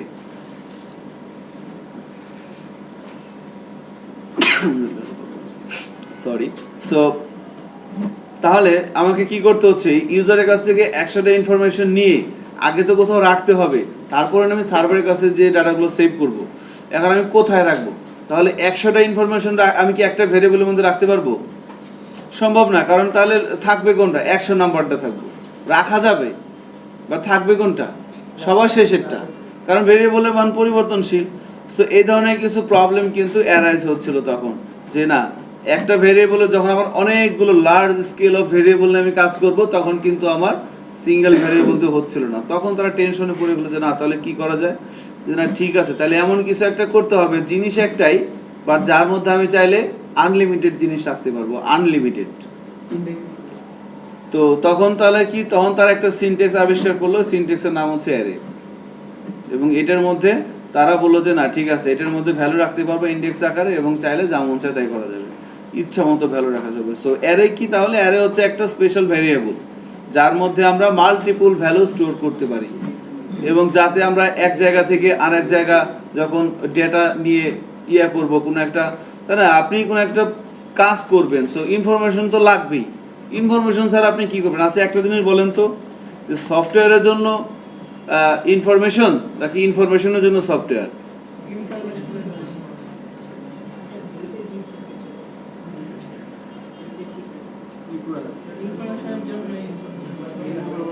সফটওয়্যারের জন্য ইনফরমেশন নাকি ইনফরমেশনের জন্য সফটওয়্যার? দেখেন আমাদের দাদারা কি বিজনেস করে নাই, নানারা, দাদারা বা দাদার বাপেরা করছে তো। তখন কি ছিল? টালি ছিল, এইচআর ছিল, পস ছিল, কম্পিউটারে তো ছিল না, আর কি বলবো। তখন তারা কি বিজনেস করে নাই? কি করছিল? হাল খাতা ম্যানেজ করছে, আমি দেখছি, ঠিক আছে। সো এরকম খাতা ম্যানেজ করছে তারা, খাতার মধ্যে কাস্টমারের নাম, কার কাছে কত পাবে, কোন প্রোডাক্টটা সেল করলে, এগুলো কিন্তু সব লিখে রাখতো। সো এটাকে বলা হচ্ছে কি paper based information system. So paper based information সিস্টেমের মাধ্যমে যখন আপনি কোনো একটা জিনিস মেনটেন করবেন, এটা রাখাটা অনেক সহজ। আপনি সফটওয়্যারের মাধ্যমেও যদি কোনো ইনফরমেশন রাখতে চান, আপনাকে তো ইনপুট দিতেই হবে, নাকি নাকি চিন্তা করলে ইনপুট হয়ে যাবে? এটা হবে আর কয়েকদিন পর, এখন না। সো আপনাকে তো ইনপুট দিতেই হচ্ছে, তাহলে খাতার মধ্যে তো আমি লিখতেছি, সো একই কথা, মানে সফটওয়্যার ইউজ করাও যা, টালি খাতা ইউজ করে একই কথা ইনফরমেশন স্টোর করার ক্ষেত্রে। বাট যখন 10 বছর পর মানুষ তো একটা বিজনেস শুরু করে একদিনের জন্য না, 1 মাসের জন্য না, 1 বছরের জন্য, লাইফ টাইমের জন্য। সো যখন 10 বছর 15 বছর পর কোনো একটা অকারেন্স হয়েছে, আপনি 5 বছর আগের একটা রিপোর্ট জেনারেট করবেন, তখন হাল খাতাল আর কি অবস্থা হবে? ঠিক আছে, অনন্ত দলিলে লাগবে আর কি তখন, বুঝেন না বিষয়টা? সে এসে বাস টাকাটা করে দেবে সে, এছাড়া কিন্তু একটু মুশকিলই হয়ে যাবে রিপোর্ট বের করা। এই জন্য কি সফটওয়্যার, আর সফটওয়্যার থাকলে আমার কতক্ষণ লাগবে? ন্যানো সেকেন্ডের মধ্যে হয়ে যাবে, শুধুমাত্র ইনপুট দিতে যতক্ষণ লাগে সে আমাকে ক্যালকুলেশন করে বের করে দেবে। এই জন্য কিন্তু মানে সফটওয়্যারের জন্য কিন্তু ইনফরমেশন না, ইনফরমেশনগুলো ভালোভাবে রাখার জন্যই কিন্তু সফটওয়্যারের মানুষের মাথায় চিন্তা ভাবনা আসছে। মানুষ যখন ওইভাবে টালি খাতায় কাজ করতেছিল, তখন কিন্তু মানুষের মনে হচ্ছিল যে না, এভাবে তো রাখা যাবে না। সো কি করতে হবে? আমাকে একটা সিস্টেম তৈরি করতে হবে যার মধ্যে আমি সঠিকভাবে ইনফরমেশনগুলো রাখতে পারি, যখন মন চায় আমি সর্টিং করে সার্চ করে দেখতে পারি, তখনই কিন্তু এই ইয়ার কনসেপ্ট আসবে। সো ইনফরমেশন নিয়ে আমাকে লট অফ ইনফরমেশন নিয়ে কাজ করতে হবে। যত বড় অ্যাপ্লিকেশন তত বেশি ইনফরমেশন। সো ইনফরমেশনগুলো হ্যান্ডেল করার জন্য কি লাগবে? ভেরিয়েবল, নাকি? ভেরিয়েবল ছাড়া ইনফরমেশন কোথায় রাখবেন? এখন ভেরিয়েবল ইনফরমেশন আমার অনেক বেশি, তাহলে অনেক বেশি ভেরিয়েবল, গন্ডগোল লেগে যায়। এই জন্য কি অ্যারে, ঠিক আছে? সো আমরা নেক্সট ক্লাসে পিএসপি যে অ্যারে বিষয়টা আছে, আমরা এই অ্যারে বিষয় নিয়ে প্র্যাকটিস করব, এবং আস্তে আস্তে কিন্তু আমরা নেক্সট ক্লাসেই মেথড নিয়ে আলোচনা হবে। মেথড তে আমরা ইউজারের কাছ থেকে ইনপুট নেওয়া শুরু করবো এবং ছোট ছোট প্রোটোটাইপ অ্যাপ্লিকেশন তৈরি করা শুরু করবো আর কি। So thank you for today. হ্যাঁ।